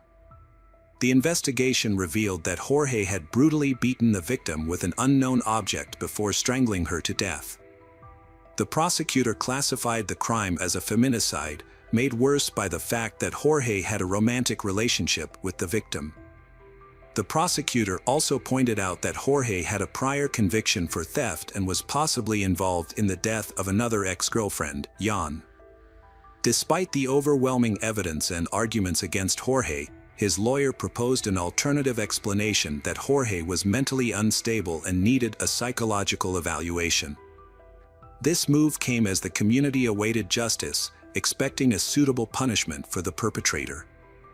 After thoroughly examining the evidence, witness testimonies, and arguments, the judge turned his attention to Jorge and his lawyer. He asked how long it would take to complete the psychological evaluation. Following a consultation, Jorge's lawyer agreed that Jorge would attend all subsequent court hearings. Upon reviewing all materials and considering both sides, the judge rendered a verdict. There was sufficient evidence from the prosecutor to hold Jorge accountable for his crimes. The court ordered the investigation to continue and gave a 4-month deadline to gather new evidence. Meanwhile, Jorge was taken into custody and held at a pre-trial detention center. Despite Jorge's arrest and guilty verdict, the Campira and Jan families faced a lengthy and challenging process ahead. In August 2019, an oral hearing was held in Jorge's case. His lawyer asked the court to disregard the videos that showed Jorge entering and leaving Campira's house on the day she was murdered.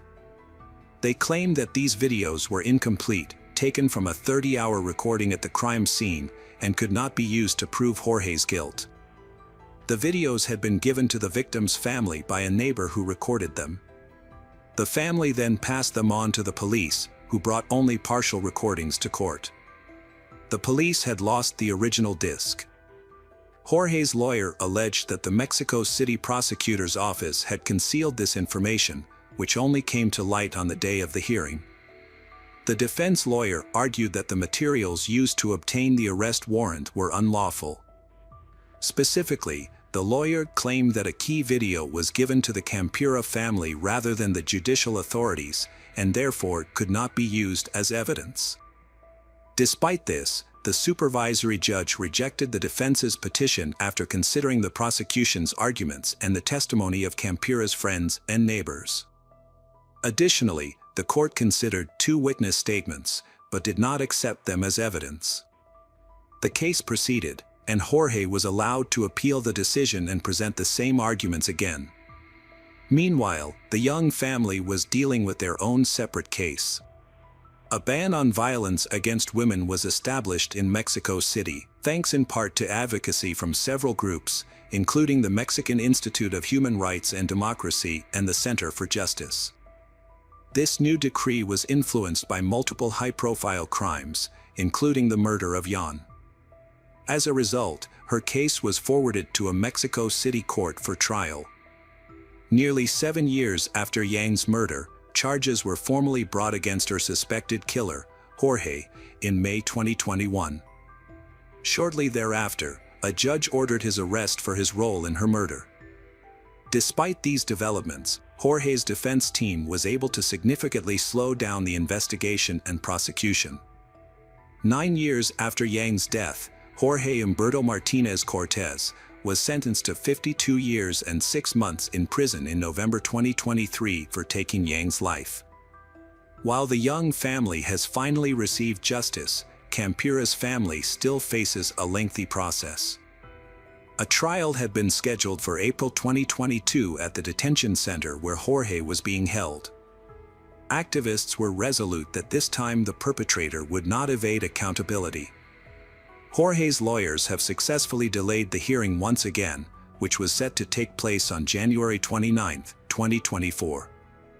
Over 50 witnesses were expected to be called to testify, but for now, there is no update on the status of the hearing in the media.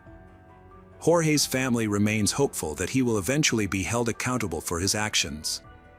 While nothing can bring Campira back, they seek justice and want to ensure that her death does not go unpunished. Hello friends, welcome to our channel. Today we're going to take a look at another horrible case with you, the case of Antonia Barra. Antonia Barra was born on December 3, 1999, in Temuco, Chile, to a wealthy family. She was the youngest of 5 children, with 2 older brothers, Sebastian and Ignacio, and 2 sisters, Catalina and Carla. Antonia was particularly close to Catalina, whom she considered her best friend and confidant. Her parents valued education and encouraged their children to pursue their interests, including sports and music. As the youngest child, Antonia was especially loved and spoiled by her parents. Despite this, she was a diligent student and dreamed of studying tourism and traveling the world. At the age of 15, Antonia met Martín Predines on social media in 2015. Martín was 8 years older than Antonia and lived in the same city. He was divorced and had a child from a previous marriage. Little is known about Martine's early life, except that he was born in February 1992 in Tomoko to Ivan Pronis and Paula Dare. When Martine was 20, he got a girl from his school pregnant, and to avoid scandal and punishment, he married her. However, the marriage ended shortly after the birth of their child. Martine and Antonia were acquaintances who knew each other from socializing with young people on social networks between 2015 and 2017. However, their relationship remained purely platonic. After Antonia graduated from high school and enrolled in university, she relocated to a different city, and they lost touch. At university, Antonia focused on her studies in the travel industry, formed new friendships, and explored new hobbies. Martine was no longer on her mind. During her breaks from university, Antonia would return to her hometown but primarily stayed in touch with her family, including her parents and siblings. During her time at university, Antonia developed a close bond with a fellow student named Consuela Herb, and they became nearly inseparable. She also started a romantic relationship with a student named Rodrigo Aguad, which lasted for approximately a year. However, they got into a dispute at the beginning of the new semester in September 2019 and decided to take a break from each other. Antonio had recently gone through a breakup and was feeling down. Luckily, the Chilean national holiday was just around the corner, offering a long weekend and a chance to take her mind off things. She and her best friend decided to attend an electronic music festival in the charming town of Pucón. They carpooled with 3 classmates, using Consuela's car. As it happened, close friends of Antonio's family owned a summer house in Pucón, and since the owners were out of town, they kindly offered Antonio and her friend the use of their house, even providing them with the spare key. Upon arrival, the group split up, and they friends settled into the spacious and cozy house, looking forward to a relaxing weekend getaway. On the evening of September 18th, Antonia ran into Martine while walking around the city, and they struck up a conversation. As it turned out, Martine was also in town for the festival with his friends and was staying in a large rented house just outside the city center. They hit it off and made plans to meet up the next day at a party at a popular nightclub. Antonia called her parents to fill them in on her plans, and her father warned her to be careful and not to drink too much. Antonia laughed it off and promised to be responsible. The next day, Antonia and her friends spent hours getting ready for the party, choosing outfits and doing their makeup. Before heading out, they shared a bottle of wine and then took a taxi to the club. When they arrived, they ordered a bottle of champagne at the bar and drank it together before hitting the dance floor. It was after midnight when Martine and his friends arrived at the club. Antonia was already quite drunk by then, but she continued to drink and dance with Martine. According to her friend, Consuela, Antonia was advised to slow down, but she didn't listen. At one point, Consuela lost track of Antonia and spent half an hour searching for her. When she finally found her, Antonia was in another room with Martine, barely able to stand due to her intoxication. Consuela saw her classmate Benjamin Morales at the club and asked for his help in getting her friend Antonia home. However, Antonia refused to leave, saying the night was still young. A short while later, she started to feel unwell, and her friends took her outside for some fresh air. After she felt a bit better, she returned to the club. Consuela went to Antonia later that night and told her that she was exhausted and ready to head home. However, Antonia declined, wanting to stay and continue having fun. Consuela then left the club, giving up on convincing Antonia to leave with her. She took a taxi home and went straight to bed. Benjamin saw Martine escorting Antonia out of the club, holding her because she was swaying from side to side. According to Benjamin, Antonia was too drunk to fight back, and Martine took advantage of her state. They waited near the entrance for a while, allowing Antonia to recover a bit. Soon, Martine's friends arrived and suggested they continue partying at their rented house. The company ordered a taxi, but Martine and Antonia decided to walk, as she was unwell and disoriented. Surveillance cameras captured their walk, showing the man supporting a drunk student who was trying to break free from his grasp. Along the way, they stopped at a 24-hour supermarket, where Martine purchased beer. Inside the empty store, Martine attempted to kiss she, but she pushed him away and turned her back on him. It was clear she was uncomfortable, but her intoxication left her unable to resist or escape. Martine, being stronger, continued to lead Antonia, and they eventually arrived at the rented house around 8 a.m. The people in the living room saw that she was upset, but she was too drunk to clearly communicate her distress. Despite Antonia's obvious unease, Martine continued to hug and try to kiss her. The other friends, also heavily intoxicated, failed to intervene. Eventually, they retreated to a bedroom, where the man assaulted she while she was in a dazed state. Antonia was confused and disoriented as Martine ignored her attempts to resist and stop him. After the incident, he rejoined his friends in the living room and continued the party, leaving Antonia alone in the bedroom. Later, around 9 a.m., she managed to call Benjamin, but her speech was slurred and she was crying uncontrollably, making it hard for him to understand her. She was unable to explain what had happened or where she was. Benjamin became concerned and called Consuela, telling her that Antonia was in trouble and needed help. Antonia then called Consuela herself, struggling to communicate, and eventually found out her location, prompting Consuela to go to her aid. When Consuela met Martine at the doorstep, she asked him what had happened, but he just smiled and claimed that everything was consensual. However, when Consuela found her friend, Antonia, in one of the rooms, she was shocked by her condition. Antonia was crying and begged to be taken away from the place as soon as possible. They left shortly after and went home, where Antonia immediately took a shower. Despite her friend's advice to preserve the evidence and report the incident to the police, Antonia insisted that no one should ever find out what had happened. She tried to act normally when she spoke to her parents later that day, hiding her true emotions. The next morning, Antonia and her friends returned to the student dormitory. In the aftermath, Antonia struggled to cope with the trauma. She tried to forget the nightmare and resume her normal life, attending classes and socializing with friends. However, only Consuela noticed that Antonia was not okay. As time passed, Antonia's mental state deteriorated, and she gradually fell into a deep depression. Antonia was traumatized and didn't want to talk to anyone about what had happened to her. She refused to file a police report, fearing that it would only spread the news and make things worse. However, rumors about her began to circulate quickly. They would whisper, point, and laugh at her. One of her classmates even had the audacity to ask her about the rumors in front of everyone.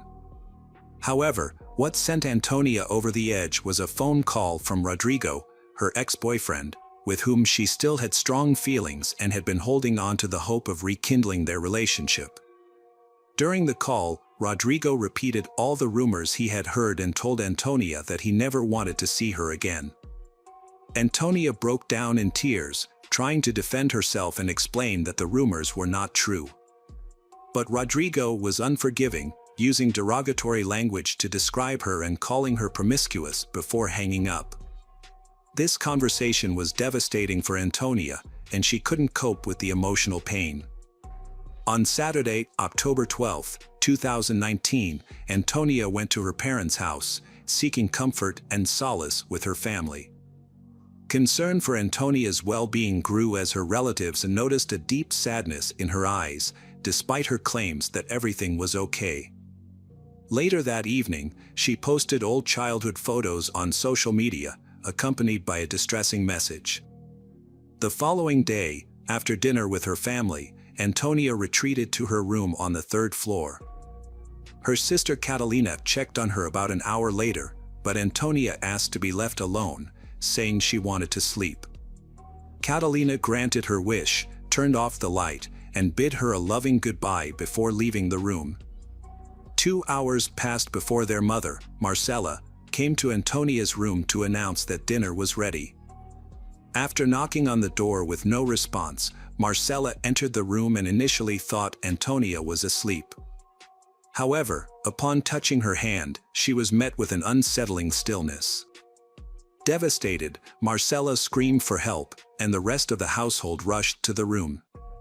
In a state of panic, they called for emergency services while attempting to revive Antonia on their own before medical professionals arrived. Antonia's situation had become hopeless, and she tragically took her own life by overdosing on sleeping pills. The investigation into her death and the first attempts to hold the perpetrator accountable began. The news shocked her family and friends, as many were unaware of the severe emotional distress Antonia had been experiencing. As Antonia's parents sought to understand what had happened to their daughter, they spoke with her friends and classmates. They were shocked by the rumors and gossip that had been circulating about Antonia. Consuela, in particular, shared everything she knew, but the parents felt that more needed to be done. They hired a top private detective to help reconstruct the events leading up to Antonia's death and gather evidence to bring the person responsible to justice. Alejandro, determined to seek justice for his daughter, used his connections to organize a press conference. In front of dozens of cameras, he shared the devastating truth: his daughter had been the victim of forced bullying, which she had been unable to survive. The person responsible, he emphasized, remained at large. The detective reconstructed the timeline of events from that fateful night and gathered statements from several key witnesses, including Consuela, Benjamin, and a few other university students, who were willing to testify in court. With all the evidence collected, the Antonia family petitioned the court to arrest and prosecute Martín for his actions. However, the police determined that the evidence presented was insufficient to warrant taking him into custody. Martín claimed that everything that happened was consensual, although he admitted that both parties were intoxicated. Furthermore, the victim did not report the incident to the police. As a result, Martín remained free, and he and his family subsequently filed a lawsuit against the Antonia family, accusing them of defamation, harassment, and the unauthorized disclosure of their personal information. According to the Martín family, Antonia's relatives had slandered their son and brother, Martín. In response, the Martín family decided to hold a press conference to defend themselves publicly. They argued that Martín's reputation had been harmed without justification and presented themselves as the ones who had been wronged. The Martín family also accused Antonia of sharing their personal contact information, including their home address, phone numbers, and social media handles. As a result, Martín and his family received daily insults and anonymous death threats. The Martín family maintained that Martín's guilt had not been proven and that everything had happened by mutual consent. They expressed their willingness to defend Martín's case in court. Surprisingly, after this statement, the police supported the Martín family, causing Antonia's relatives to stop making negative comments about them and to stop sharing personal data. This sudden change was a major blow. This unexpected turn of events was a significant setback. Despite this, Antonia's relatives continued to seek justice with the support of the public. Victims who were initially silent about their experiences began speaking out after Antonia's case gained widespread public attention. Within a month, 8 more girls came forward to the police, claiming they too had been harassed and assaulted by Martín. They had previously remained silent, fearing they would be condemned and censured. One of the victims was just 13 years old at the time of the assault. As more girls who suffered at the hands of Martín began contacting the police, he was eventually taken into custody. Martín was arrested in June 2020 and held at Temuco City Prison on suspicion of committing assaults between 2011 and 2019. However, Martín was released on his own recognizance less than a month after his lawyer intervened, and was allowed to remain free for the duration of the investigation. Furthermore, several lawsuits filed by the injured girls were rejected due to the statute of limitations having expired. there was a high likelihood that many cases would be disregarded. Out of 8 appeals, only 2 were registered by the court. The release of Martine from custody and the rejection of the victim's claims sparked widespread outrage. Protests and rallies erupted nationwide, with thousands demanding justice. In response, the prosecutor's office re-examined the case and pushed for a change in Martine's bail conditions, seeking to return him to custody. Meanwhile, the statute of limitations was lifted for all cases of violence committed by Martine. During his trial in February 2021, his social media messages were revealed, in which he boasted about his actions to friends. It was also discovered that Martine kept a collection of his victims' underwear at home, taken as trophies. This collection included items from victims who had previously reported him to the court, as well as a belonging of Antonia's. On August 26, 2021, Martine was charged with 9 counts of crimes involving sexual misconduct. 3 of the victims were minors when the incidents occurred. The Antonia family appealed to the public to speak out against violence and bring those responsible to justice. The trial began in June 2022, allowing Martine's lawyers sufficient time to prepare. They presented witness statements and surveillance footage showing that Antonia left with the defendant voluntarily and did not attempt to resist him. The defense challenged the testimonies of other victims, but in August 2022, the court delivered a guilty verdict against Martine. He was convicted of 8 crimes involving sexual misconduct and causing Antonia's nervous breakdown, which ultimately led to her death. Martine was sentenced to 20 years in prison. However, his lawyers, led by Pinus, promptly filed an appeal. On December 29, the Supreme Court ordered a new trial. In March 2023, Martine's case was assigned to the Public Defender's Office. During the new trial, Martine maintained his innocence, attributing the events leading to Antonia's death to the large quantity of alcohol they had consumed together. Despite this, on July 7, 2023, Martine was found guilty again. The court reduced his initial 20-year sentence to 17 years, considering the 3 years he had already spent in prison. He had only 14 years left to serve. However, Antonia's family expressed dissatisfaction with this decision in an official press release made by her father. They noted that no punishment could bring back their daughter. During the ongoing lawsuits, Antonia's family and other victims affected by Martine's actions joined forces with public figures to advocate for women's rights. Together, they worked to amend the criminal code, specifically the sections related to sexual offenses. Their objective was to protect the rights of victims of harassment and sexual violence. Hello friends, welcome to our channel. Today we're going to take a look at another horrible case with you. The case of Ashley Wadsworth. Ashley Wadsworth was born on July 25, 2002, in Vernon Township, British Columbia, Canada. She was the daughter of Kenneth Wadsworth and Christy Jenden, and had an older sister named Haley. The Wadsworth family was large and close-knit, consisting of over 50 people, including cousins, uncles, and aunts of varying degrees of kinship, all living in the same community. Ashley was a cheerful, outgoing, and energetic girl who was popular and had many friends. She enjoyed outdoor activities such as swimming, horseback riding, and skiing. She was also passionate about tennis and played the clarinet. Ashley was very active on social media, frequently sharing memes, jokes, and photos. It was through social media that Ashley met Jack Seppel in 2015, when she was 12 years old and he was 15. Jack Seppel was born on January 9, 1999. His mother, Tracy Dalton, was married to a man named Ricky. Jack's relationship with his father, who passed away in 2019, was reportedly strained.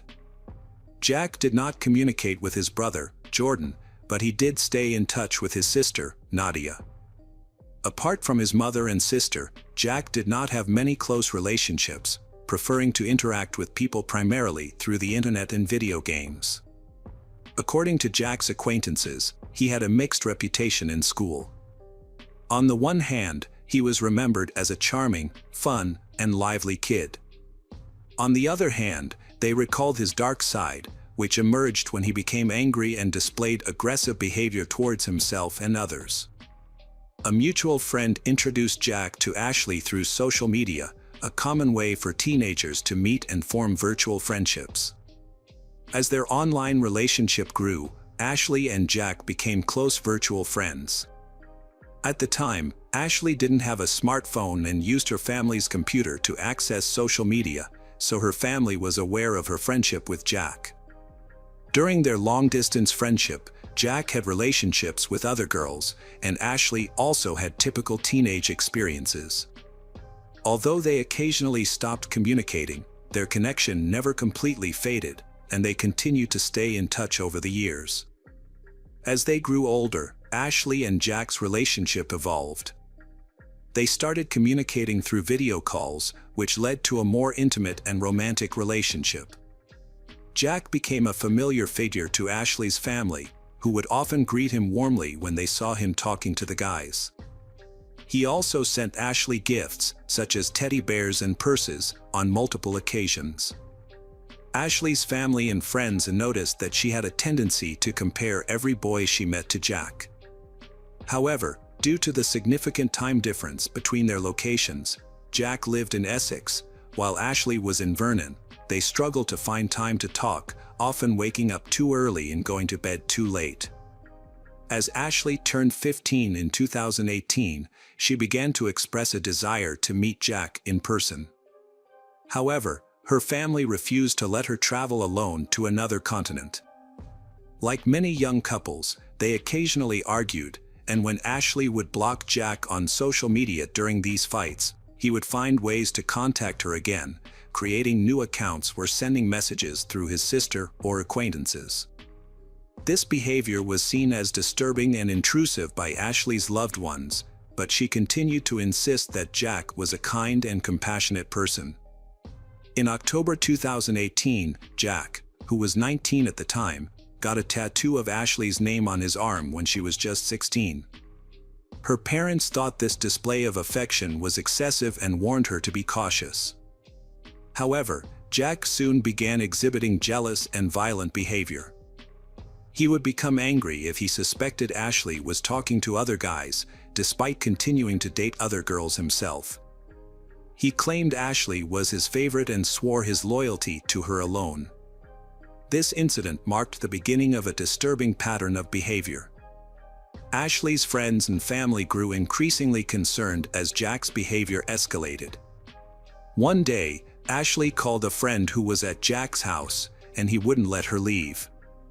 According to the friend who overheard the conversation, Ashley surprisingly remained calm, as if she was used to such situations.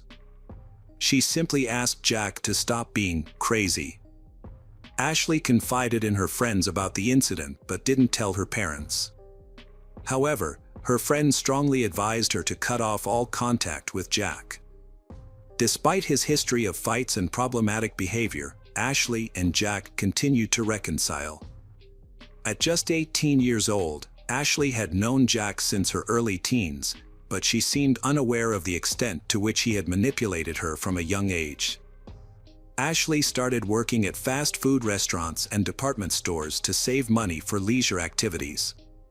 Her first purchase was a tablet, which allowed her to use social media more privately. She then began saving for a trip. During her senior year of high school, Ashley, a spiritual and inquisitive person, had a profound moment of insight after reading the Book of Mormon. This led her to start following the Church of Jesus Christ of Latter-day Saints. Ashley graduated from Sighton High School in 2020. She wanted to experience university life fully, so she decided to take a year-long break before continuing her studies. In the first half of 2021, Ashley continued working and saving money. In April of that year, she was baptized into Mormonism. With her newfound independence and financial stability, Ashley decided to travel to the UK to meet Jack in person and celebrate his birthday with him. Despite her parents' and friends' concerns, Ashley was determined to make the trip, as she was of legal age and had her own savings. Ashley left Canada for the UK on November 12, 2021, on a 6-month tourist visa. This was her first time leaving her homeland, and she was thrilled. The next day, November 13, 2021, Ashley met Jack in person for the first time. On the same day, Ashley updated her profile picture to a photo of them together. At 22 years old, Jack looked significantly older than Ashley, who was 19. His numerous tattoos, including those on his face, created a striking contrast with Ashley's youthful appearance. During her stay in London, Ashley lived with Jack in his house, located in a public housing estate in northwest Chelmsford. The neighborhood had a questionable reputation, but they spent time exploring the nicer areas of the city in Essex. Jack seemed like the same charming and caring person Ashley had met online, often showering her with compliments and taking romantic selfies. However, Jack's behavior was inconsistent, and he could be cruel at times. Despite being together daily, Ashley's tourist visa prevented her from working, and Jack was unemployed, relying on benefits. Occasionally, his mother Tracy, who lived nearby, provided support. Throughout her trip, Ashley regularly posted photos and updates on social media, showcasing their happy moments and romantic experiences. The pictures often featured they embracing, highlighting their seemingly joyful relationship. Ashley kept in regular touch with her family through video calls, and everything seemed fine at first. They even adopted a new kitten, Winston, which was a positive addition to their lives. Nevertheless, over time, Jack started to become more withdrawn and isolated. Ashley's trip to England was supposed to be an exciting adventure, but it quickly turned into a restrictive and isolating experience. Her boyfriend, Jack, had lost interest in exploring the country and instead preferred to stay indoors, smoke, and play video games. As a result, Ashley's options for activities were severely limited, and she was forced to do only what Jack wanted. Before arriving in England, one of Ashley's friends from church had arranged for her to meet some American missionaries who would be in Chelmsford at the same time. Ashley was eager to connect with them, but Jack refused to let her attend church on Sundays. Despite this, she continued to secretly communicate with the missionaries through text messages, deleting the conversations to avoid Jack's suspicion. Ashley's new friends soon realized that Jack was controlling and possibly abusive. When she confided in them about her problems, Ashley admitted that she knew she deserved better, but she was trying to keep Jack happy. However, the abuse went beyond controlling her communication. About 6 weeks into their trip, Jack became violent when he discovered that Ashley had blocked 2 UK phone numbers. He mistakenly believed that the numbers belonged to other men, triggering a jealous outburst. In a disturbing text message to his mother, Jack revealed that he had physically abused Ashley. Ashley created a secret profile where she documented the bruises she had sustained. She confided in her sister Haley about the abuse, but warned her not to tell their mother, fearing that their family would turn against Jack. After Jack overdosed on anti-anxiety medication in late December 2021, Ashley was tasked with overseeing his medication as his caregiver. She kept this responsibility a secret from her mother and friends, but Haley inadvertently revealed the truth. Ashley's mother expressed concern and asked her to return home, but Ashley insisted on staying with Jack until he recovered. In early January 2022, another disturbing incident occurred. Jack smashed a beer glass over Ashley's head, leaving her in tears. While Jack forced her to clean up the broken glass, Ashley contacted her sister via video call, revealing the true extent of her situation. Jack was frantic, pacing back and forth, yelling, and grinding his teeth. His distress prompted Ashley to contact her sister, Haley, who urged her to return home. However, Haley's concerns fell on deaf ears. A brief period of calm followed, marked by Jack's 23rd birthday celebration with his family, where everyone put on a united front and pretended everything was fine. In an attempt to diffuse the tension, Jack's mother and stepfather organized a family vacation to a seaside town shortly after. The photos from the trip appeared perfect, showcasing a happy and tranquil Ashley, which brought relief to her parents, who remained unaware of the seriousness of the situation. In late January, an intense argument broke out, and Jack's behavior turned violent once again. He hit Ashley and threw a candle and a TV remote at her while she was video chatting with Haley, who was pleading with her to return home. Although Ashley had initially agreed, she ultimately decided to stay. Despite witnessing Jack's cruel nature, she clung to the hope that the charming person she once knew was still buried deep within him. Ashley was convinced that time, her love, or perhaps medical treatment could help Jack overcome his destructive tendencies, a sentiment that was echoed by her mother during subsequent conversations with Jack. Jack accused Ashley of cheating on him, physically abused her, and later apologized. Despite feeling guilty about his actions, Jack's behavior continued. The situation escalated on the morning of February 1, 2022, when Jack became angry with Ashley again. He accused her of abandoning him and seeing other people in secret. He demanded to see her phone and check her social media accounts to prove his allegations. Around 8 a.m., their neighbor Haley Borton Shaw heard Ashley's screams through the shared wall.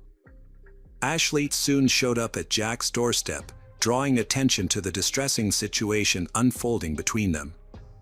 Haley was shocked and Ashley appeared at her door, barefoot and crying, with a cut on her palm that was bleeding. Ashley explained that Jack had become enraged when he caught her looking at intimate photos of them. He had verbally abused her, physically attacked her, smashed her phone, and thrown her kitten against the wall. Despite Haley's concerns for Ashley's safety and fear that Jack might try to harm her, Ashley asked Haley not to call the police. Haley reluctantly agreed, but begged Ashley to see a doctor instead of returning to Jack's apartment. When Ashley refused, Haley decided to go and talk to Jack herself. During their conversation, Jack apologized for his actions and remained calm. Haley then left for a doctor's appointment around 9 a.m. Meanwhile, Jack's neighbor received a misdelivered package and brought it to his doorstep. Jack was hesitant to answer the door, which wasn't unusual since he was known to be an unfriendly and paranoid person. Around this time, Ashley called her family using Jack's cell phone, informing them of her situation. Ashley's mother was already aware of what was going on because Haley had previously confided in her about Jack's abusive behavior towards Ashley. Ashley's parents immediately bought her a return ticket for February 3rd to escape the abusive relationship. When she informed Jack, he offered to drive her to the airport. However, before she left, Ashley's mother made it clear that if Jack hurt her again, she would contact the police. She also advised Ashley to go straight to the airport if Jack assaulted her again. The conversation between Ashley and her family lasted for 3 hours before they ended the call. It was 11 a.m. in Chelmsford and 3 a.m. in Vernon when the call ended. A short time later, Jack sent a message to his mother, admitting to brutally beating Ashley again. During the assault, Ashley fell to the floor and possibly broke her arm. This violent incident occurred between 11:22 a.m. and 12:38 a.m.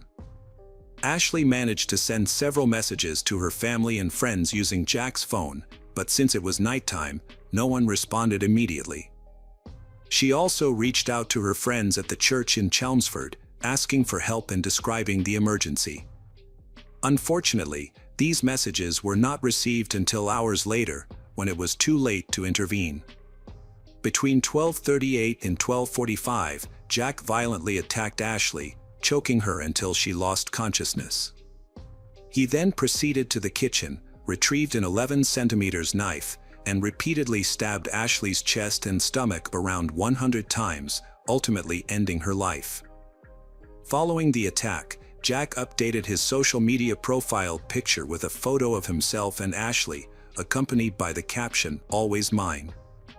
He also recorded a video message for Haley, expressing his love for Ashley, apologizing, and stating that he couldn't let her go, adding that his mental state was unstable. The video, which was never sent, showed Ashley's body next to him. Meanwhile, in Vernon, Ashley's family discovered a large number of messages from her on their phones. They immediately contacted Jamie Ashworth, a family friend from their Mormon community in Chelmsford. Jamie and Tyler Borden, another acquaintance from the church, went to Jack's apartment in England. After knocking on the door and receiving no response, they called the police and left the scene. In a desperate attempt to cover his tracks, Jack texted Ashley's family and friends, pretending to be her. However, the messages from loved ones continued to pour in, and Jack ignored them. Meanwhile, they were frantically trying to reach Ashley. Eventually, Jack called his sister Nadia and confessed to killing Ashley, even going so far as to show her the body. This disturbing conversation took place at approximately 4:13 p.m. When the police arrived at the apartment 10 minutes after Jamie's call, they found that the situation had already turned tragic. They arrested Jack, who was covered in blood, on the spot. He told the officers that he had experienced a psychotic episode and confessed to the crime. As a result, he was taken into custody and sent to Chelmsford Prison. His trial was scheduled for September 7, 2022, at Chelmsford Crown Court. The court's psychiatric examination concluded that Jack was mentally fit to stand trial. However, the evidence against him was irrefutable, including a video recording of him admitting to the crime. Faced with the overwhelming evidence, Jack immediately pleaded guilty. The judge then informed him that, given his confession, a life imprisonment sentence was inevitable.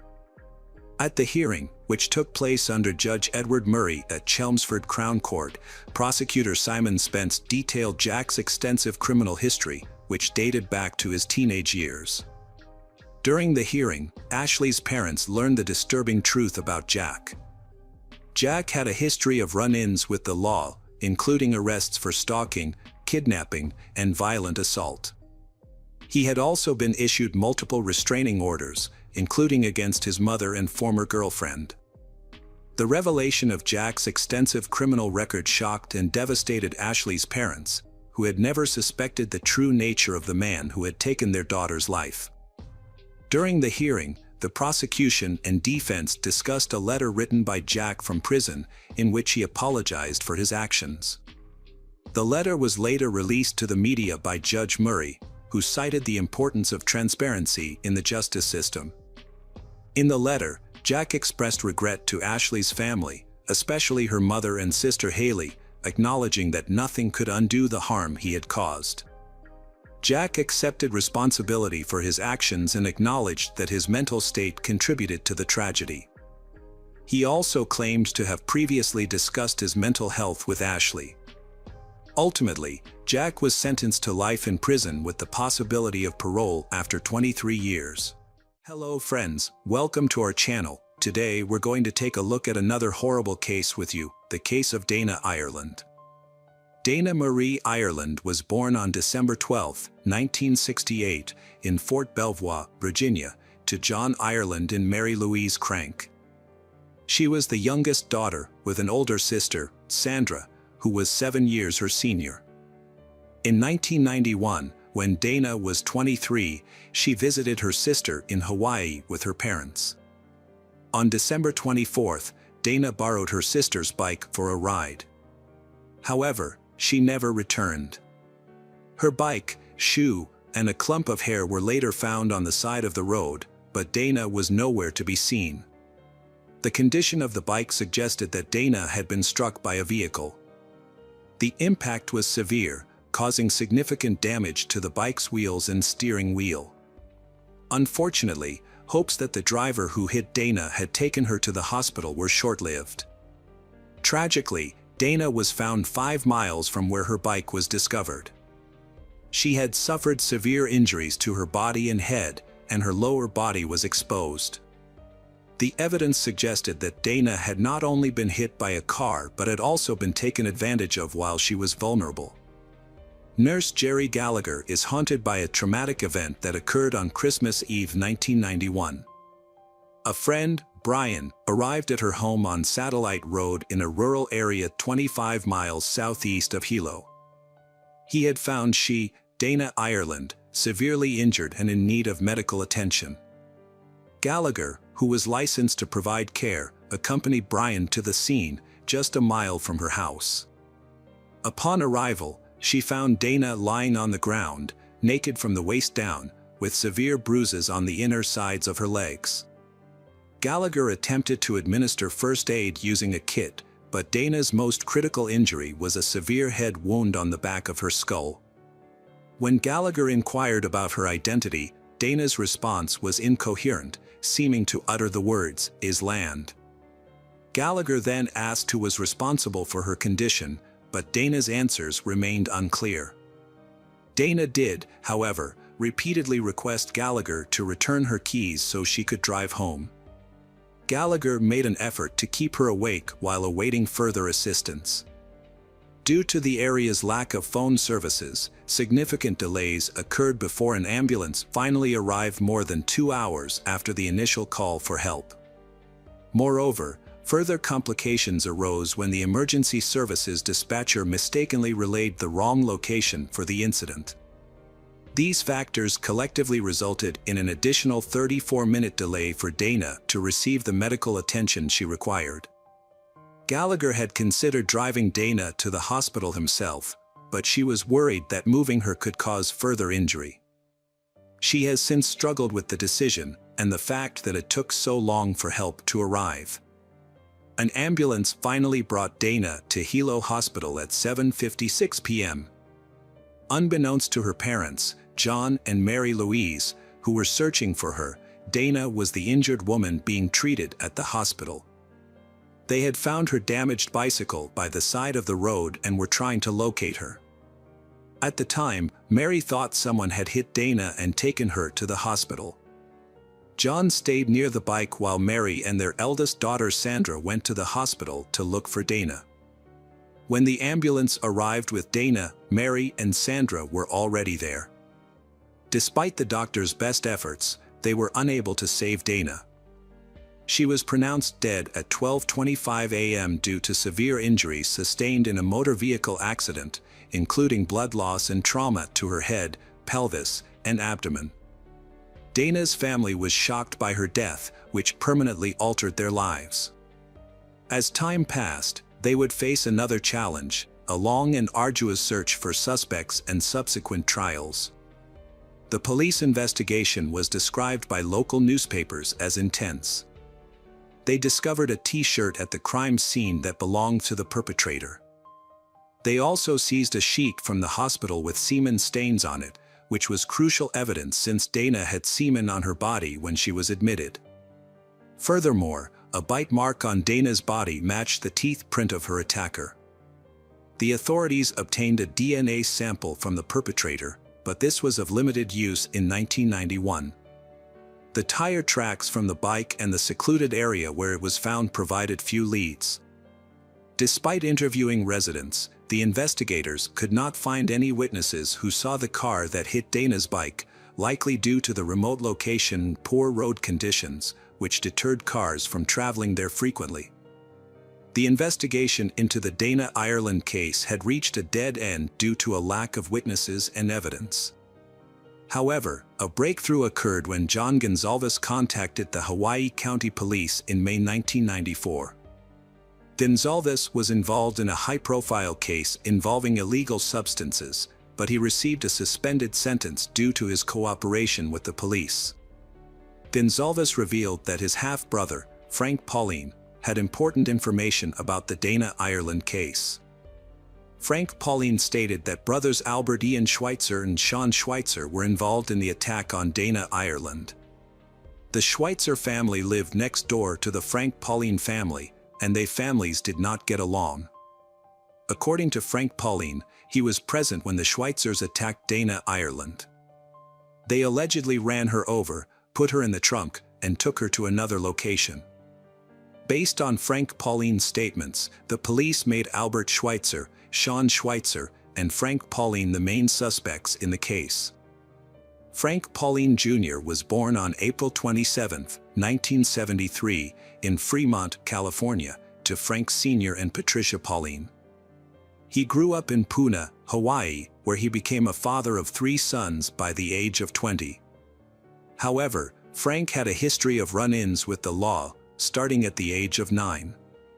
By February 8, 1983, Frank Pauline had been caught in a burglary. As he got older, the severity of his crimes increased. In February 1994, he was sentenced to 10 years in prison for harassment and robbery. Despite this, Pauline continued to commit crimes, earning him the nickname "Walking Crime Wave" from prosecutors. After being sentenced, Pauline was taken into custody to start his prison term. However, he managed to escape and was classified as a fugitive. He was eventually recaptured in Honolulu a few days later. 3 months after Pauline received a 10-year sentence, his brother John Gonsalves contacted the authorities and provided information about the Dana Ireland case. Pauline and Gonsalves decided to cooperate with the investigation, which could potentially reduce Pauline's sentence. John Gonsalves was initially a questionable source of information, but after speaking with investigators, the case against him for illegal substances was closed, and he received a suspended sentence. Pauline claimed to have information about the Dana Ireland case and was interrogated by investigators from the Big Island. The 90-minute interrogation took place in Honolulu, where Pauline was in custody. During the interrogation, Pauline provided details about the attack on Dana Ireland and reconstructed the crime scene on the Big Island, showing detectives the locations he mentioned earlier. Pauline told detectives that on December 24, 1991, brothers Albert Ian and Sean Schweitzer picked him up at his home in a purple Volkswagen Beetle. Albert Ian was driving. Before they saw a woman on the side of the road, they stopped to take illegal substances. As they approached an intersection near Kapaho, they saw she standing on the side of the road. Pauline recalled Albert Ian pointing her out, saying, "Look at that girl," but they initially continued driving. Albert Ian then suggested turning the car around so he could talk to she. As they drove back, traveling at 40 to 45 miles per hour, Albert Ian failed to stop in time and accidentally hit she, later identified as Dana Ireland. After hitting Dana, the trio got out of the car, loaded her into the trunk, and continued driving. A short distance later, they stopped and removed Dana from the car. Despite being injured, she was still alive. Pauline claimed he did not assault Dana, unlike the Schweitzer brothers. However, he said something that had severe consequences. According to Pauline, Albert Ian insisted that he find a tire iron and hit Dana on the head to end her suffering. Pauline's initial statement to the police was written down and he signed it, confirming that he testified voluntarily, without coercion, threats, or influence from substances. He was later moved to the Maui Community Correctional Center for protection due to threats from fellow inmates. However, 2 years later, Pauline retracted his statement, claiming he fabricated his story at his stepbrother's request to avoid jail. He admitted he was not present during the attack but had information about those responsible. Pauline explained that he lied about being there to make his information credible and to avoid being accused of perjury, but perjury was not one of the charges he faced. On July 30, 1997, Frank Pauline was charged with the murder of Dana Ireland after signing a confession claiming he had struck her with a tire iron. However, the confession raised suspicions, as when investigators took him to the Big Island, he was unable to identify the exact location of the crime or where Dana's body was found. This led investigators to question the truthfulness of Pauline's confession. Pauline eventually retracted his confession, fearing that if he continued to lie, he could be charged with perjury. His retraction was motivated in part by his realization that his half-brother, Albert Gonsalves, was innocent and being wrongly accused. In the end, Gonzalez was able to avoid major charges related to a separate crime, and in exchange, he agreed to testify against Pauline at his trial. At the time of the arrest, DNA testing technology was not as advanced as it is today. Despite this, the authorities collected DNA samples from Pauline and the Schweitzer brothers. They also analyzed biological fluids from the gurney sheet used to transport Dana Ireland to the hospital and swabs from her body. However, the results were unexpected. The DNA of Frank Pauline and the Schweitzer brothers did not match the DNA of the perpetrator. Although the charges against the three men were dropped, the investigation continued. The prosecution suggested that someone else must have been involved, as other evidence also failed to implicate Pauline and the Schweitzer brothers. For example, the teeth of the Schweitzer brothers and Pauline did not match the bite mark found on the victim's chest. Furthermore, no traces of Dana Ireland's blood or hair were found in Albert Ian Schweitzer's Volkswagen, which he had acquired only a month after her death. External pressures, including those from the Dana Ireland family, the public, and the press, may have influenced the course of events in the investigation into Dana Ireland's death. Albert Ian Schweitzer was 20 years old at the time of Dana Ireland's murder and had only traffic-related infractions on his record. Sean Schweitzer, who was 16 when Dana Ireland died, received charges in connection with her death at the age of 23. Around that time, Sean also faced unrelated charges of fourth-degree assault for inappropriately touching a 15-year-old girl when he was 16. He received a sentence of 180 days in prison and 1 year of probation.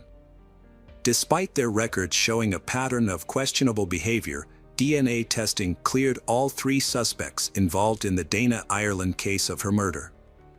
However, this finding was likely undermined by the unrelated convictions that surfaced in their pasts. 5 days after Frank Pauline's initial statement to the police, investigators searched the Schweitzer family home and seized Albert Ian's 1957 Volkswagen Beetle as evidence. Both Sean and Albert Ian claimed they were not with Frank Pauline on the night of the crime, although they admitted to knowing him. Sean stated that he was at home on Christmas Eve, while Albert Ian said he was either at home or at his uncle's house. Albert Ian also explained how he acquired his car, initially denying that he had done any bodywork on it. He revealed that the car was originally purple, but he repainted it yellow because it wasn't his preferred color.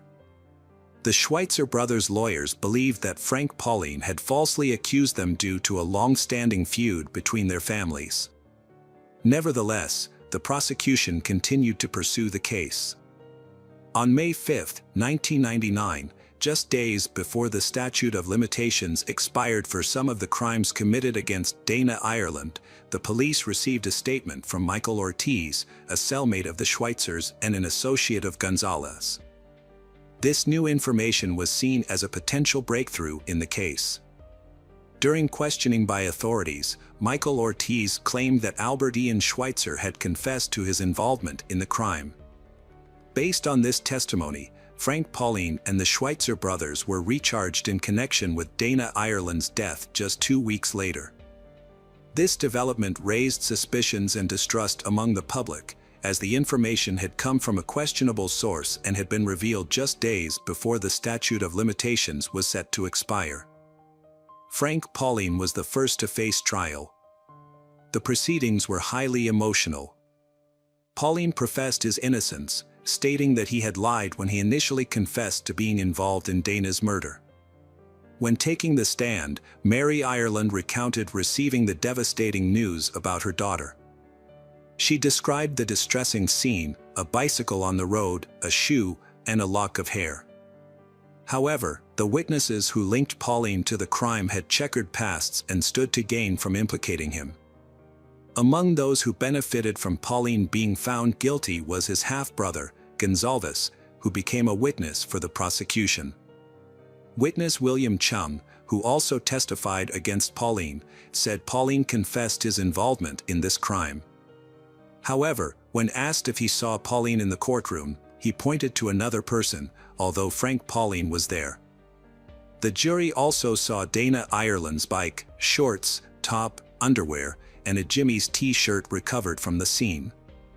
Not one of those items had DNA from Pauline or the Schweitzers. To get around the lack of scientific evidence, Deputy Prosecutor Lincoln Ashida insisted that the Jimmy's t-shirt covered in Dana Ireland's blood belonged to Pauline. "We're not afraid of that evidence. We embrace it," Ashida said. Then, that same DNA technology works both ways for the defense and the prosecution. Pauline's lawyer protested, saying the t-shirt wasn't even Frank's size.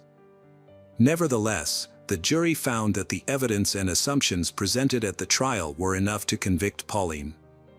Pauline's guilty verdict and 180-year sentence were handed down despite forensic evidence proving his confession was false. The next trial was that of Albert Ian Schweitzer, who knew about Pauline's sentence and was surprised when prosecutors offered him a plea deal, given the lack of physical evidence. Albert Ian Schweitzer rejected the offer, maintaining his innocence. The prosecutor claimed Schweitzer's Volkswagen Beetle was involved in the crime, but several facts contradicted this assertion. Witnesses in the area where Dana was found reported seeing a pickup truck, not the Beetle, and forensic analysis of Schweitzer's car turned up no evidence linking it to the crime.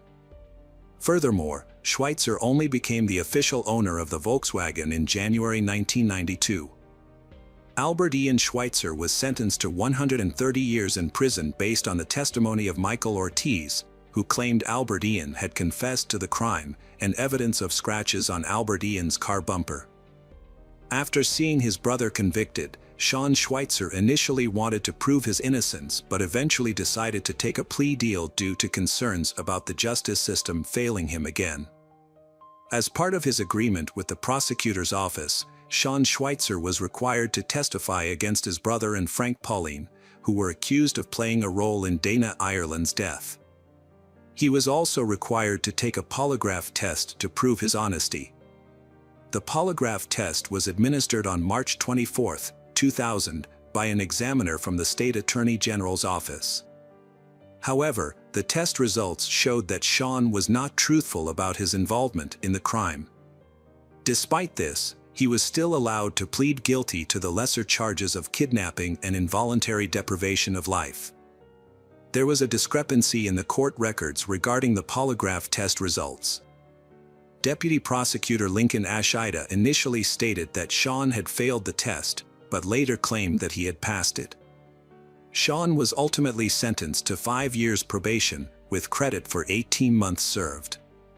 In an interview after his release, Sean stated that the decision to accept the plea deal was made by his family, who were concerned about the potential impact on his parents if both brothers were imprisoned. His brother, Albert Ian, who was later sentenced to 130 years in prison, recalled advising Sean to accept the deal to avoid serving life in prison, as imprisonment of both brothers might have been too stressful for their parents. Years later, Sean still feels remorseful for testifying against his brother and making a deal with the prosecutor. He and his family have struggled to move on from the case, and Sean has had a hard time finding a job due to the community's knowledge of the case. Community members made remarks about the case for years, causing Sean to experience disappointment and frustration. After being wrongfully convicted, Albert Ian Schweitzer and his family refused to give up the fight. In 2005, Albert Ian applied to the Innocence Project, an organization dedicated to re-examining convictions using new evidence and investigative techniques.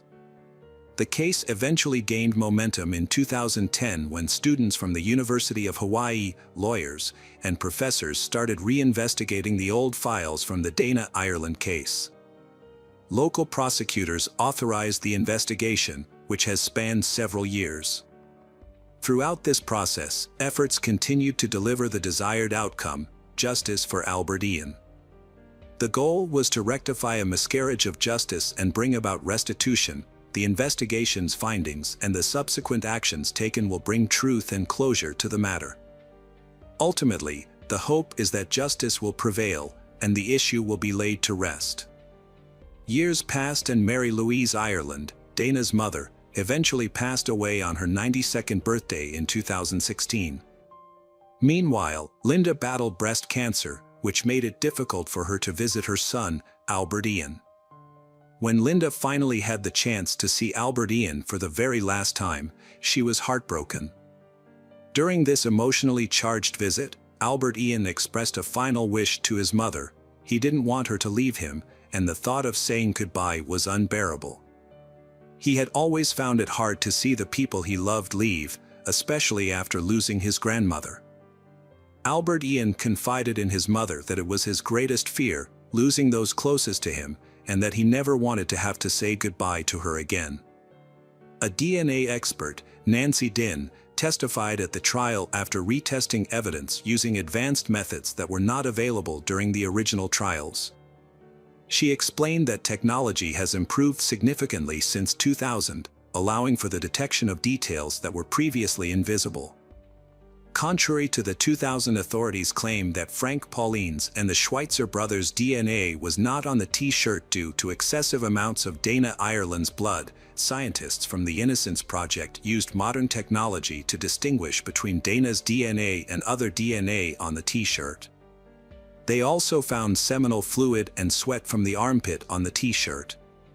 Nancy Dinh confirmed that the DNA found on the T-shirt and Dana's body belonged to the same person. However, she stated that this person was neither Frank Pauline nor one of the Schweitzer brothers. Following Nancy Dinh's testimony, a tire tread expert remotely testified, stating that the tire tracks found at both crime scenes could not have been made by the Schweitzer brothers' Volkswagen. In his opinion, the tracks were likely left by a larger vehicle, such as a truck, SUV, or van. The final witness to testify was dentist Adam Freeman. Dana Ireland had what appeared to be a human bite mark on her left breast, according to the prosecutor's initial assessment. However, forensic expert Freeman disputed this claim, stating it was not a bite mark. This case highlights the flaws in forensic science, particularly in the analysis of bite marks, Freeman testified. After the witnesses finished testifying, District Court Judge Peter Kubota delivered his verdict. He stated that the new DNA evidence, along with the tire tread evidence, the disputed bite mark evidence, and Sean Schweitzer's recantation, collectively proved that a jury in a new trial would likely find Albert Ian Schweitzer not guilty. Therefore, Kubota declared the conviction vacated and ordered Mr. Albert Ian Schweitzer's immediate release from custody. With these words, spoken 23 years after Albert Ian Schweitzer's guilty verdict and 25 years after his arrest, Albert Ian was suddenly exonerated and freed. Judge Kubota then addressed Albert Ian Schweitzer with heartfelt words. With 1/3 of his life still ahead of him, the judge offered a choice: to live in anger and resentment towards the process and the people who had wronged him, or to find a new sense of freedom.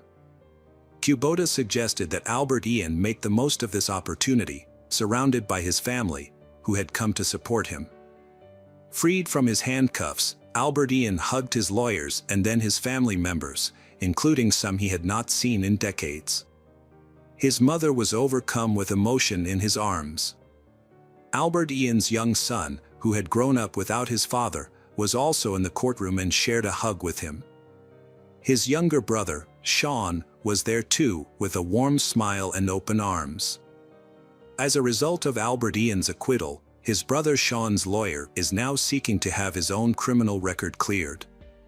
The story serves as a reminder of the tragic fate of Frank Pauline, who died in prison in New Mexico in 2015. Pauline was attacked by a fellow inmate, Daniel Hood, who was serving time for taking 2 lives. On April 27, 2015, Hood attacked Pauline in the recreation yard at the Southern New Mexico Correctional Facility, striking him 3 times on the back of the head with a rock. The motive behind the attack was Hood's belief that Pauline was a snitch. Despite efforts by the medical staff, Pauline could not be saved. In response, his family's lawyer plans to file a petition for his posthumous rehabilitation. Albert Ian Schweitzer finds the transition from prison life to freedom extremely difficult. He shares that adjusting to life outside of prison has been more challenging than he anticipated. Most days are a struggle with anxiety. While Albert Ian may be eligible for compensation for wrongful imprisonment, which could award him $50,000 for each year spent in prison, the process is not straightforward. His lawyers are working diligently to ensure he receives the compensation he is owed. The Dana Ireland case remains unsolved 3 decades later, but investigators are hopeful that advances in DNA testing and genealogy will help them identify the person responsible for destroying the Dana family's life. Hello friends, welcome to our channel. Today we're going to take a look at another horrible case with you. The case of Marina Menegazzo and Maria Jose Coney. This story began in 2016 in the Argentine city of Mendoza.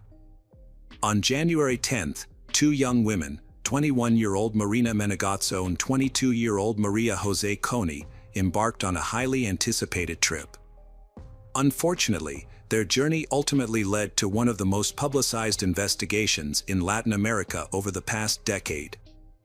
At the time, Maria Jose was a 22-year-old economics student at the National University of Cuyo, while Marina was a 21-year-old speech therapy student at the Aconcagua University.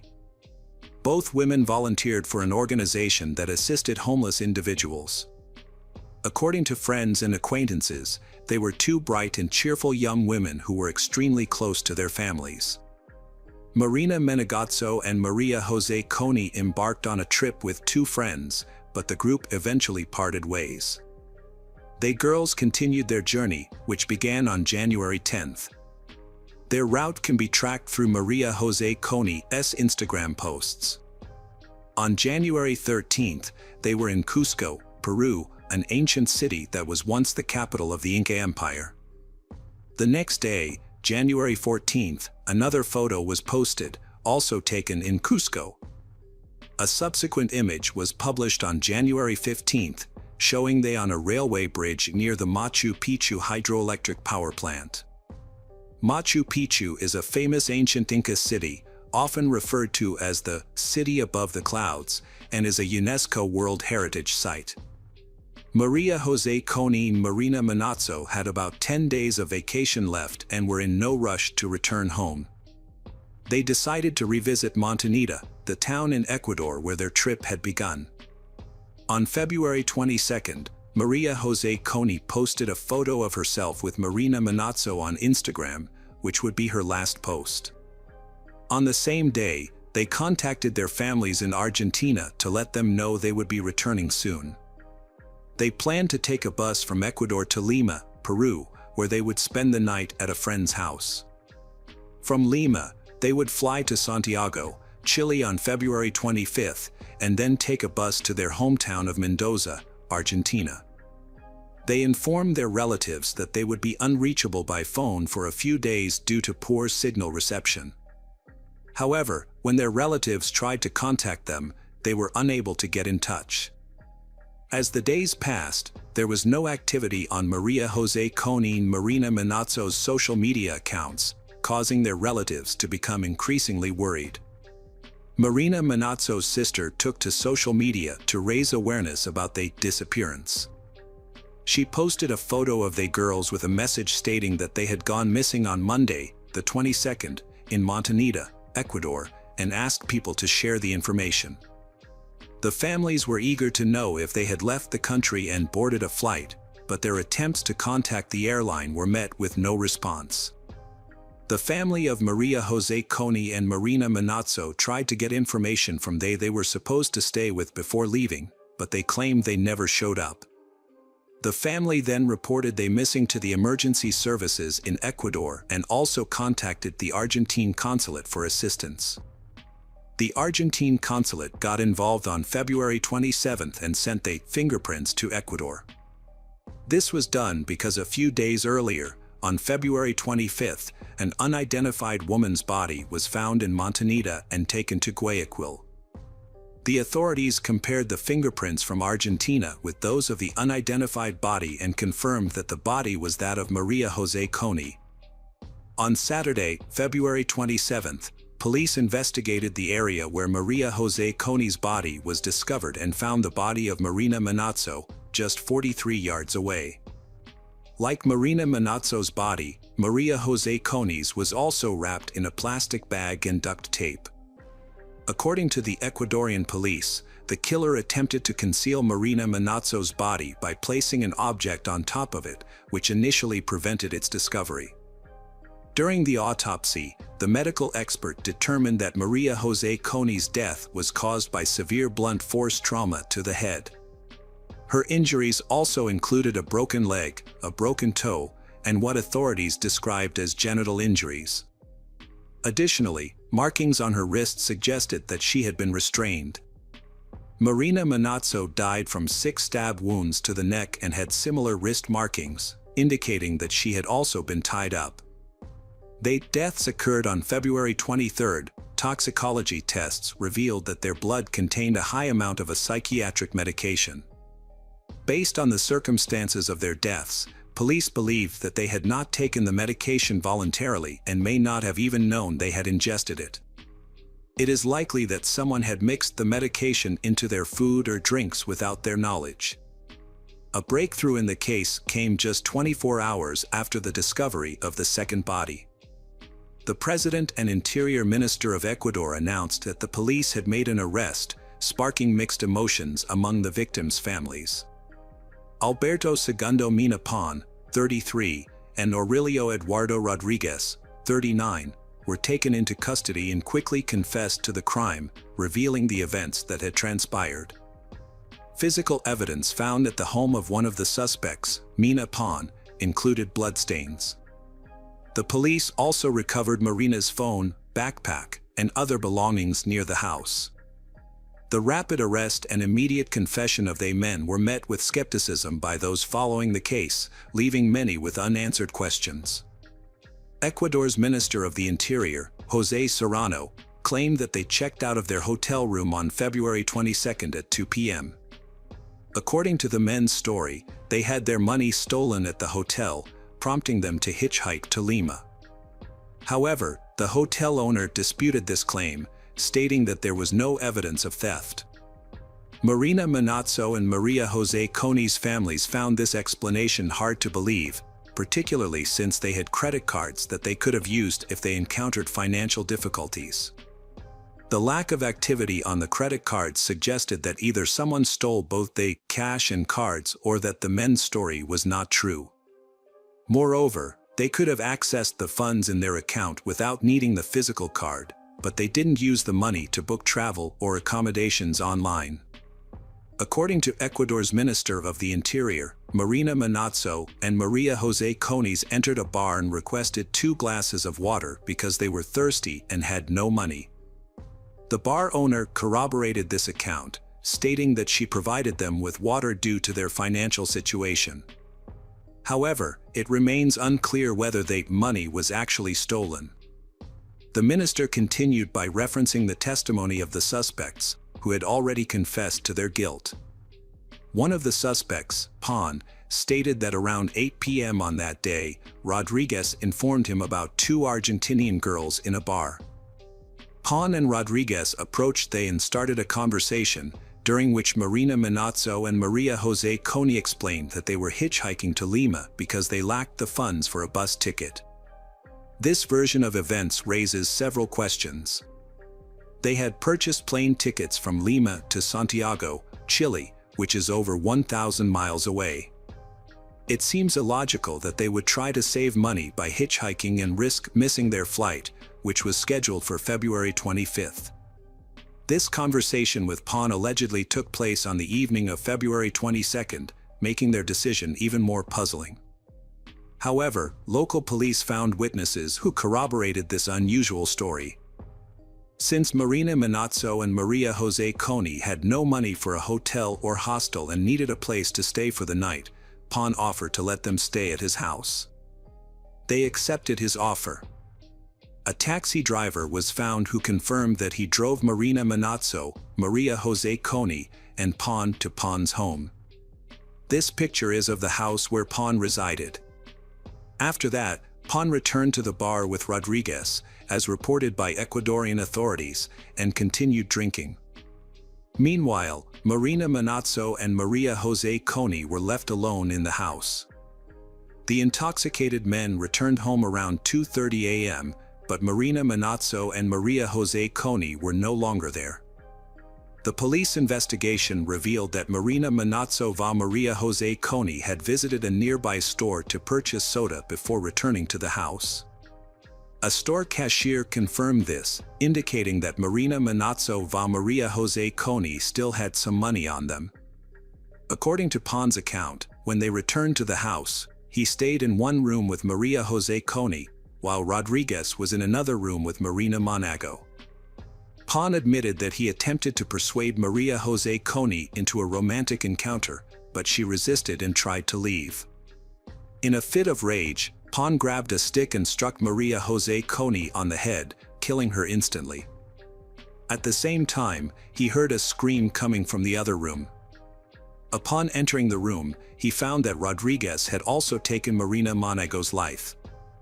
Rodriguez immediately fled the scene, leaving Pon to contemplate how to dispose of the bodies. Pon attempted to erase all evidence from the house by wrapping the bodies in plastic bags and duct tape. In the afternoon, he borrowed a cart from an acquaintance and transported the bodies to a wasteland near the ocean shore, approximately 440 yards from his home. It is essential to note that this account is the official version provided by the Ecuadorian authorities. However, this narrative leaves several questions unanswered, including the origin of the marks on her wrists and the presence of a potent drug in the blood of both girls, as revealed by toxicological analysis. Her family questioned the Ecuadorian authorities' account due to numerous inconsistencies in the case. They suspected a possible connection to human trafficking and believed the authorities might be protecting someone. The family's doubts were fueled by several factors. They had run out of money but did not use their credit cards, suggesting that they may have been coerced or deceived. Additionally, it was reported that they were under the influence of drugs, which raised suspicions about their supposed activities. Notably, the only people who claimed to have seen Marina Manazzo and Maria Jose Coney on the day of their disappearance were a select few who corroborated the authorities' version, including the owner of the bar, a taxi driver, and a cashier who allegedly sold soda to one of they. Furthermore, the town's relatively small population of 5,000 residents made it surprising that no one else came forward as a witness. The families of the victims were confused by several aspects of the case. They couldn't understand why the bodies were found 2 days apart, despite being only 43 yards away from each other. It also seemed strange that Marina Manazzo va Maria Jose Coney had sought help from Pon and Rodriguez, rather than approaching one of the many Argentine tourists in the area. The brother of one of the victims reported seeing used syringes on the floor when he was taken to the crime scene by the Ecuadorian police. However, when he asked about them, the syringes mysteriously disappeared. Furthermore, the syringes were not visible in crime scene photos, and the experts who examined the area denied their existence. The family suspected that Pon and Rodriguez were involved in something more sinister, such as human trafficking, and that they were being used as a cover. The authorities responded by scheduling a second autopsy and a new toxicological examination. Additionally, it was discovered that both defendants had repeatedly changed their story about the events surrounding Marina Manazzo and Maria Jose Coney deaths. According to one version, Pon denied involvement in the crime and instead claimed that the perpetrator was a Venezuelan illegal substance dealer known as El Chamo, who lived in the area. However, when questioned by the police, El Chamo denied any involvement and offered to take a polygraph test or provide a DNA sample to prove his innocence. The crime scene yielded several DNA samples, including those from Pon and the deceased girls, as well as some unidentified samples. Further testing revealed that the unidentified samples did not match Rodriguez, who was suspected of being Pon's accomplice, nor El Chamo, who was ultimately ruled out as a suspect. A second autopsy, conducted by Argentine experts, revealed that they girls were in a state of vulnerability and unable to defend themselves before their deaths. The autopsy also confirmed that they were subjected to forced intimacy before being killed. The autopsy revealed additional details, including that Maria Jose Coney had bruises and scratches only on one side of her body, suggesting she may have been ejected from a moving vehicle. Furthermore, a new toxicological analysis confirmed that both girls had been given a potent psychiatric medication that can impair a person's willpower. A disturbing reaction swept across Latin America following the incident. Unfortunately, the public's response often blamed the victims, and in this case, they were held responsible for their own deaths. Not only were they criticized by ordinary internet users, but also by well-known public figures. During the same time, Berlin hosted a tourism fair where Rira gave an interview to a German news agency. Her comments were alarming, as she stated that the deaths were inevitable given the way they traveled.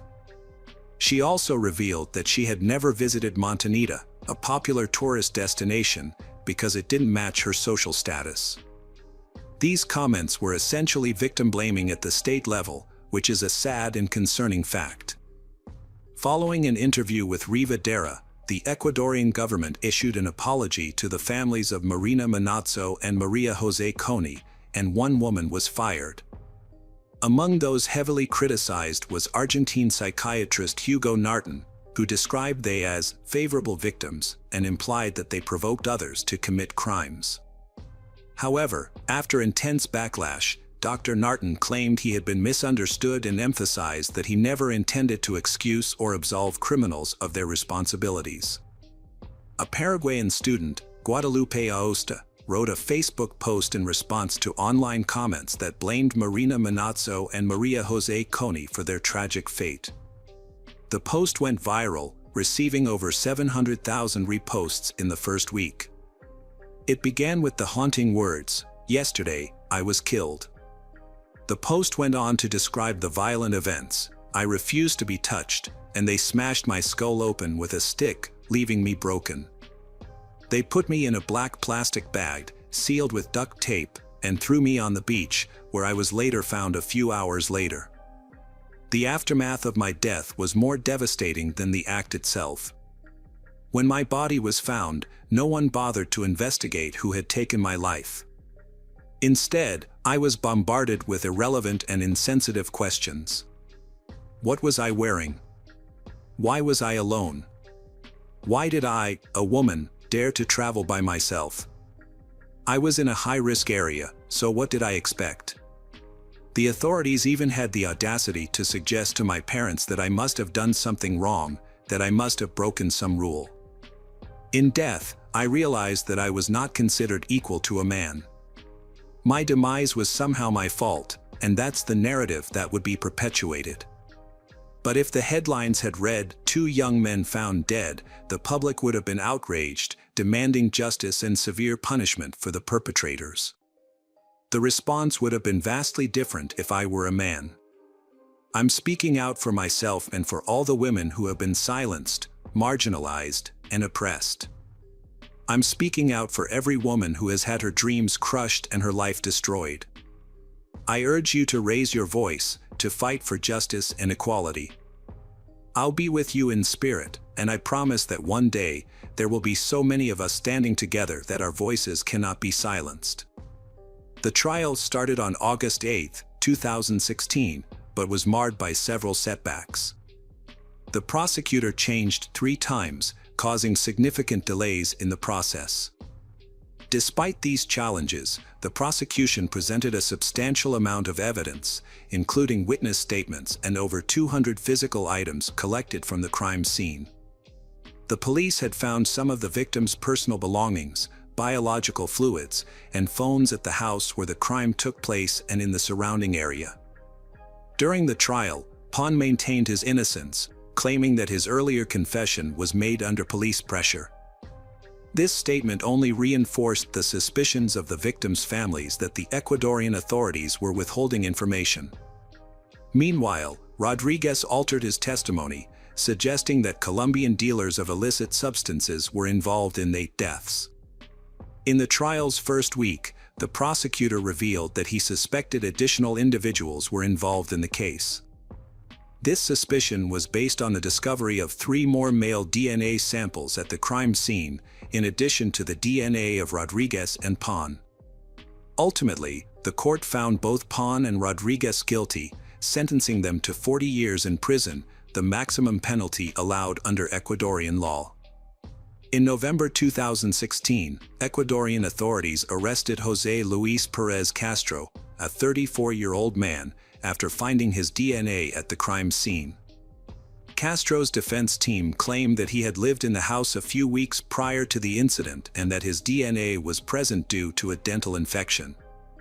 They alleged that he had spat blood onto the wall as a result of this infection.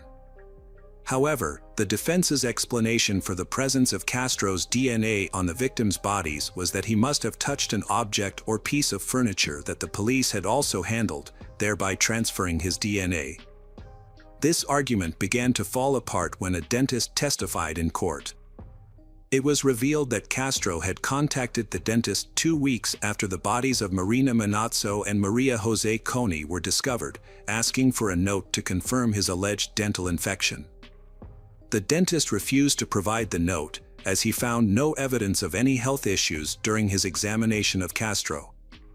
A man was ejected from a dentist's office after seeking a medical certificate. The dentist refused to issue one, explaining that there needed to be an underlying medical condition causing pain, which he didn't observe. This denial dismantled his defense. Meanwhile, while awaiting trial, Castro broke prison rules by posting on social media about his situation. In a statement, he expressed confidence that God would ultimately prove his innocence. Despite his persistent claims of innocence, Castro was ultimately found guilty and received a 40-year prison sentence, just like 2 others, Alberto Pon and Eduardo Rodriguez. Hello friends, welcome to our channel. Today we're going to take a look at another horrible case with you, the case of Kani Alm. Kani Alm was born on July 18, 1974, in Malaysia. She was the younger of 2 daughters and enjoyed a very close relationship with her parents. In 1995, Kani moved to the United States to pursue higher education and a career in information technology. While living in the United States, Kani met a man named Brandon.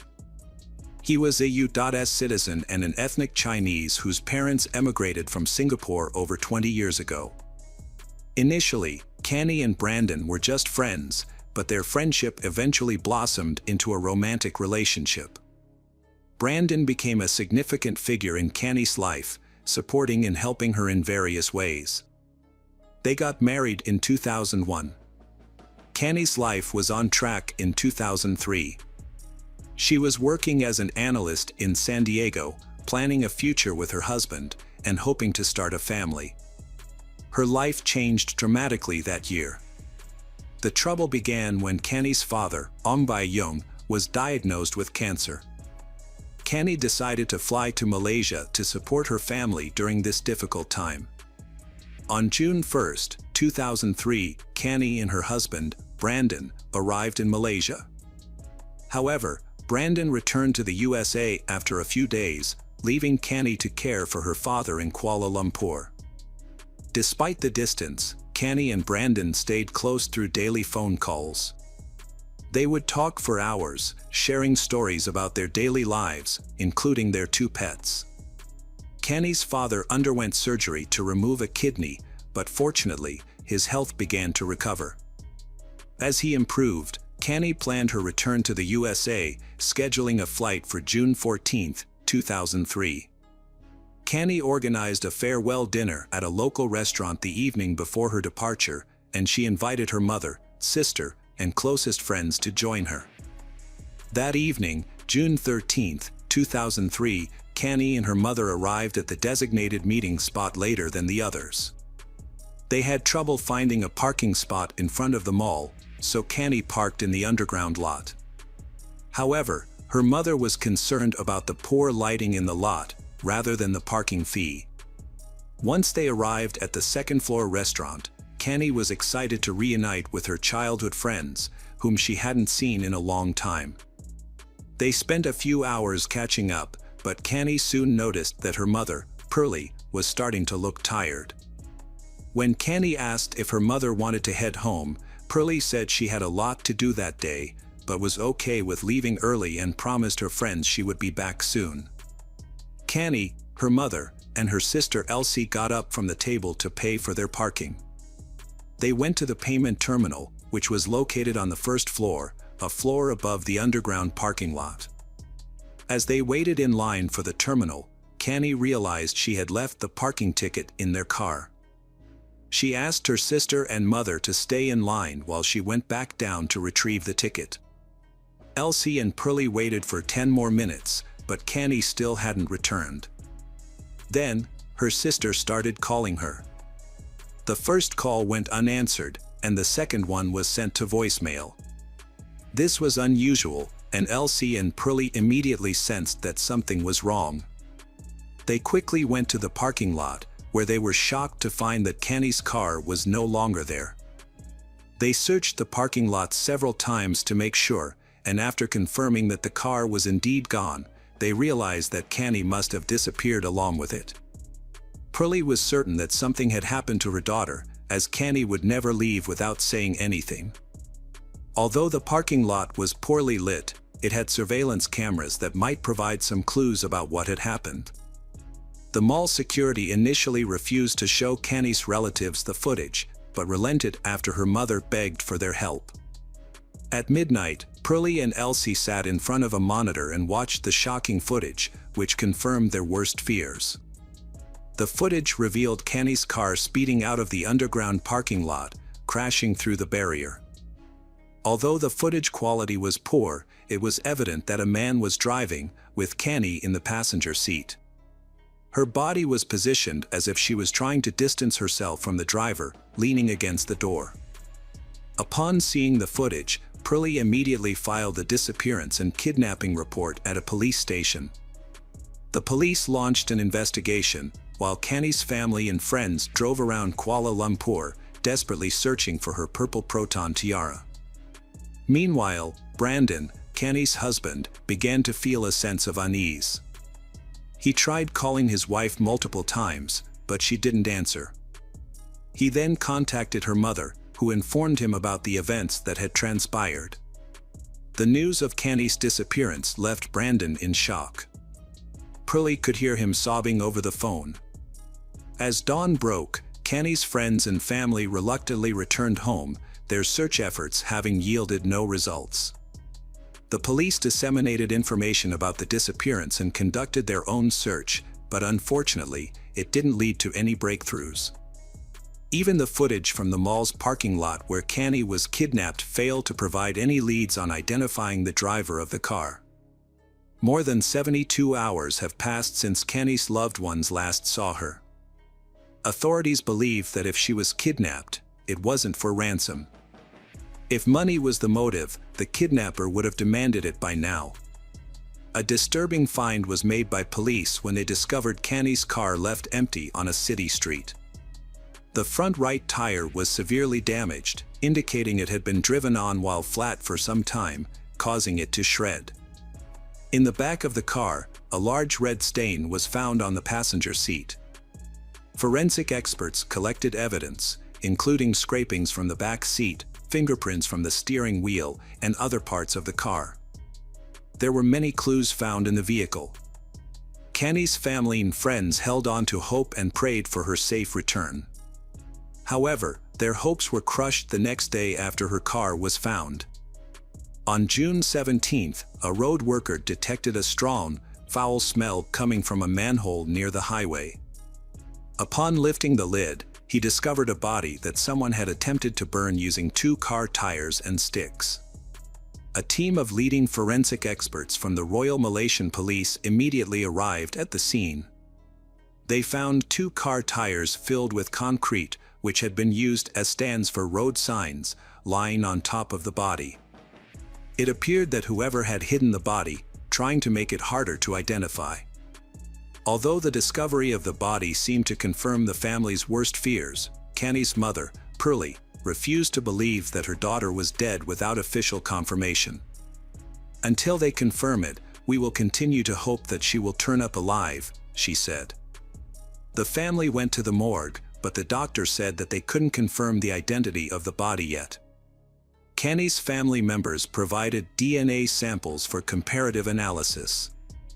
Unfortunately, the results confirmed their worst nightmare. The body was indeed that of their daughter, Kenny. Some sources claim that before the DNA test results, Kenny's family identified the jewelry on the body. However, as a loving mother, Pearlie held on to the hope that her daughter was still alive until the very end. The emotional torture she endured is unimaginable. The autopsy revealed that Kenny had 2 stab wounds to her abdomen, and a medical forensics expert found signs of strangulation. A cloth was tied around her neck in multiple knots, and semen was found inside her body, which served as a source of DNA. A few days after the body was discovered, an incident raised questions about the work of police. An undercover policeman, Subramaniam Ravichandran, reported to his superiors that on the night of Kenny's disappearance, he was on duty with his partner, patrolling the streets of Kuala Lumpur at night on their motorcycles. Both officers were dressed in civilian clothes. They noticed a car parked incorrectly, taking up half the road, and stopped to investigate if anyone was inside. Ravichandran approached the driver's door and saw a man behind the wheel with a woman in the passenger seat. He knocked on the window, and when the man lowered it partially, Ravichandran displayed his police ID and asked what they were doing. The driver replied they were just chatting and not doing anything illegal. Ravichandran then requested to see their IDs. As the driver handed over the documents, she in the passenger seat made unusual hand gestures, seemingly asking for help, but stopped whenever her assumed boyfriend looked at her. Noticing this, Ravichandran asked the driver to step out of the car. However, the driver responded aggressively, claiming Ravichandran was not a police officer but a thief. He then raised the window and reached for the ignition. Realizing the car might drive off, Ravichandran drew his pistol and shot the right front wheel. Despite this, the car sped away. Ravichandran and his partner pursued on a motorcycle but were unable to catch up, which is puzzling given the car had a flat tire. At the time, the Malaysian Police Department was in a state of disarray, which might explain why the officer didn't call for backup or report the incident. The car with a flat tire was a purple Proton Tiara, driven by 27-year-old Ahmad Najib bin Aris, accompanied by a woman named Kenny Alm. Although the police chase did not result in an immediate arrest, the officers managed to obtain documents from the driver. Tragically, Kenny Alm was later found dead. It is possible that if the officer had acted differently during the encounter, the outcome might have been different. Unfortunately, Ravichandran only informed his superiors about the incident after Kenny's body was discovered. The only positive outcome of that night was that the police had obtained documents that could help identify the suspect. Besides Kenny's family, many Malaysians attended her farewell ceremony. Her death was a devastating loss for her husband, Brandon. Meanwhile, the police launched a search for Ahmad Najib. They discovered that he didn't live at the address listed in his documents, but his name was genuine, providing multiple leads to track him down. The police searched for Ahmad Najib's name in the Registry of Documented Marriages and the National Agency of Social Support. They found a match, revealing that Ahmad Najib bin Aris was born and raised in Muar, Malaysia. He was the second of 4 siblings and had dropped out of school to work and support his family.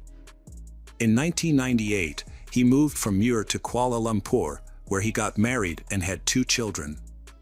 Since 2000, he had worked as a cabin cleaner for Malaysia Airlines.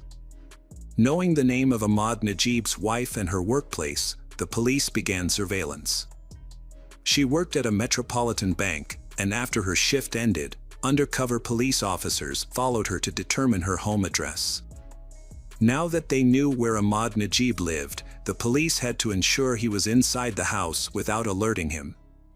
For 3 days, they monitored the house, but Ahmad Najib didn't appear. At one point, investigators doubted whether Ahmad Najib still lived with his family, but this was a hasty conclusion. On the fourth day of surveillance, at around 4 a.m., a cab pulled up to the house, and Ahmad Najib stepped out. Within a minute, he was handcuffed and taken to the police station for questioning. News of the arrest and the suspect's identity quickly reached the press. Many people who knew Ahmad Najib were shocked to learn that he was suspected of kidnapping and killing Kani Aung. Those who knew him described Ahmad Najib as a devoted husband, a caring father of two, and an overall good person. However, investigators soon discovered that he may have been hiding a darker side. During the initial interrogation, Ahmad Najib remained calm and requested to speak only with the head of the Criminal Investigation Division. It wasn't until he was presented with evidence linking him to Kani Aung that Ahmad Najib began to deny any wrongdoing. His confidence seemed to wane as the evidence mounted. Investigators showed him two IDs that he had given to an officer on the night of Kani Aung's kidnapping.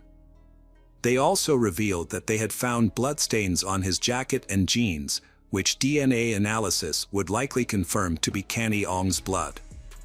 After realizing the officers had solid evidence and were not bluffing, Ahmad Najib confessed to kidnapping and killing Kani Aung. Within 10 days of the kidnapping, on June 23, 2003, he was taken to court, where he repeated his confession. The police then conducted an investigative experiment where Ahmad Najib showed them all the locations he had been with Kani Aung. He provided a detailed account of how he forced her to be intimate with him multiple times, how he took her life, and how he attempted to dispose of her body. Evidence supporting his statements was found at all the locations he led the police to. The investigation began at the underground parking lot, where cameras captured footage of Ahmad Najib. According to his statement, he was waiting for his former boss, who had fired him and whom he sought revenge against. However, the claim about the former boss was never verified. Hiding in the darkness, he observed Kani Aung searching for something in her car and seized the opportunity to take advantage of the situation. He forcefully pushed her into the car, issuing threats that if she attempted to escape or seek help, she would face dire consequences. Overwhelmed, Kani Aung became disoriented and obediently followed his instructions. Next, he took the driver's seat and sped out of the parking lot. After crashing through a barrier, he stopped in an industrial area, where he began to harass Kani Aung. Just as this was happening, a plainclothes police officer approached the car. Ahmad Najib falsely told the officer that he didn't know he had taken the wrong person until the officer asked him and his victim for their identification. Even assuming Ahmad Najib had intended to kidnap his former boss, his guilt remains unchanged. Undoubtedly, his former boss would have suffered the same fate as Kani Aung. According to Ahmad Najib's account, he managed to evade the pursuing officer. Despite the officer possessing his documents, Ahmad Najib failed to consider releasing Kani Aung. Instead, he stopped the car on the street to replace a tire damaged by a bullet. Nearby, a car containing a woman was parked at the spot where he had pulled over. He approached she and asked for a car jack, intending to change his tire. However, he noticed Kani Aung signaling to she, who then handed him the jack. He abandoned the idea of changing the tire and drove off immediately. Later, he stopped at a secluded area and used a knife to threaten Kani Aung, forcing her to engage in intimate acts with him. Afterwards, he drove to another district where he coerced Kani Aung into satisfying him again, with both of them in the back seat. Kani Aung pleaded for mercy, but he took her life instead. He then disposed of her body in a manhole near a highway, moved the car to another location, and left it there. 16 hours later, he returned to the scene with a gasoline canister in an attempt to conceal evidence of the crime. DNA analysis confirmed that the semen found in Kani Aung's body belonged to Ahmad Najib bin Aris. His DNA was also discovered in the car, along with his fingerprints, providing further irrefutable proof of his guilt. Additionally, the analysis revealed that the blood on his jacket and jeans belonged to Canny Ong. The trial began on September 15, 2003, 3 months after Canny Ong's death. This high-profile case drew widespread attention from the Malaysian media and public. The trial attracted not only ordinary Malaysians and journalists but also individuals seeking to boost their reputation, including numerous attorneys representing Ahmad Najib. Despite admitting guilt during the investigation, overwhelming evidence, including DNA proof, Ahmad Najib changed his stance after consulting 6 attorneys. At his first trial, he claimed his confession was made under police pressure. However, the judge before whom Ahmad Najib confessed immediately after his arrest testified that there were no signs of physical abuse, and Ahmad Najib appeared calm and relaxed. The attorneys then shifted their strategy, arguing that Canny Ong was in the car with Ahmad Najib voluntarily. They suggested that Canny Ong, a black belt in Taekwondo, should have attempted to escape if she were being held against her will. However, this attempt to blame Canny Ong was rejected, as people respond differently to critical situations. However, another claim surfaced, stating that Canny Ong had consensual intimacy with Ahmad Najib and that Canny Ong's death was caused by strangulation used to heighten the experience. Forensic experts disagreed with and rejected this account of what happened. The cloth around Canny's neck was tied in multiple knots, suggesting that Canny Ong had no intention of loosening it. Indeed, the cloth was so tight that the skin beneath was the only area on the body not affected by the fire. Furthermore, the cloth was a type used for cleaning plane windows, and given the defendant's job as a cabin cleaner, this linked him more closely to the crime. Additionally, the lawyers struggled to explain the stab wounds on Canny's body. At this point, Ahmad Najib's attorneys advised him to remain silent and not testify. Many questioned why Canny didn't escape the car when she had at least 2 chances to do so. On February 23, 2005, Ahmad Najib bin Aris was convicted of all charges connected to the crime committed against Canny Ong. The evidence pointed to him as the sole perpetrator.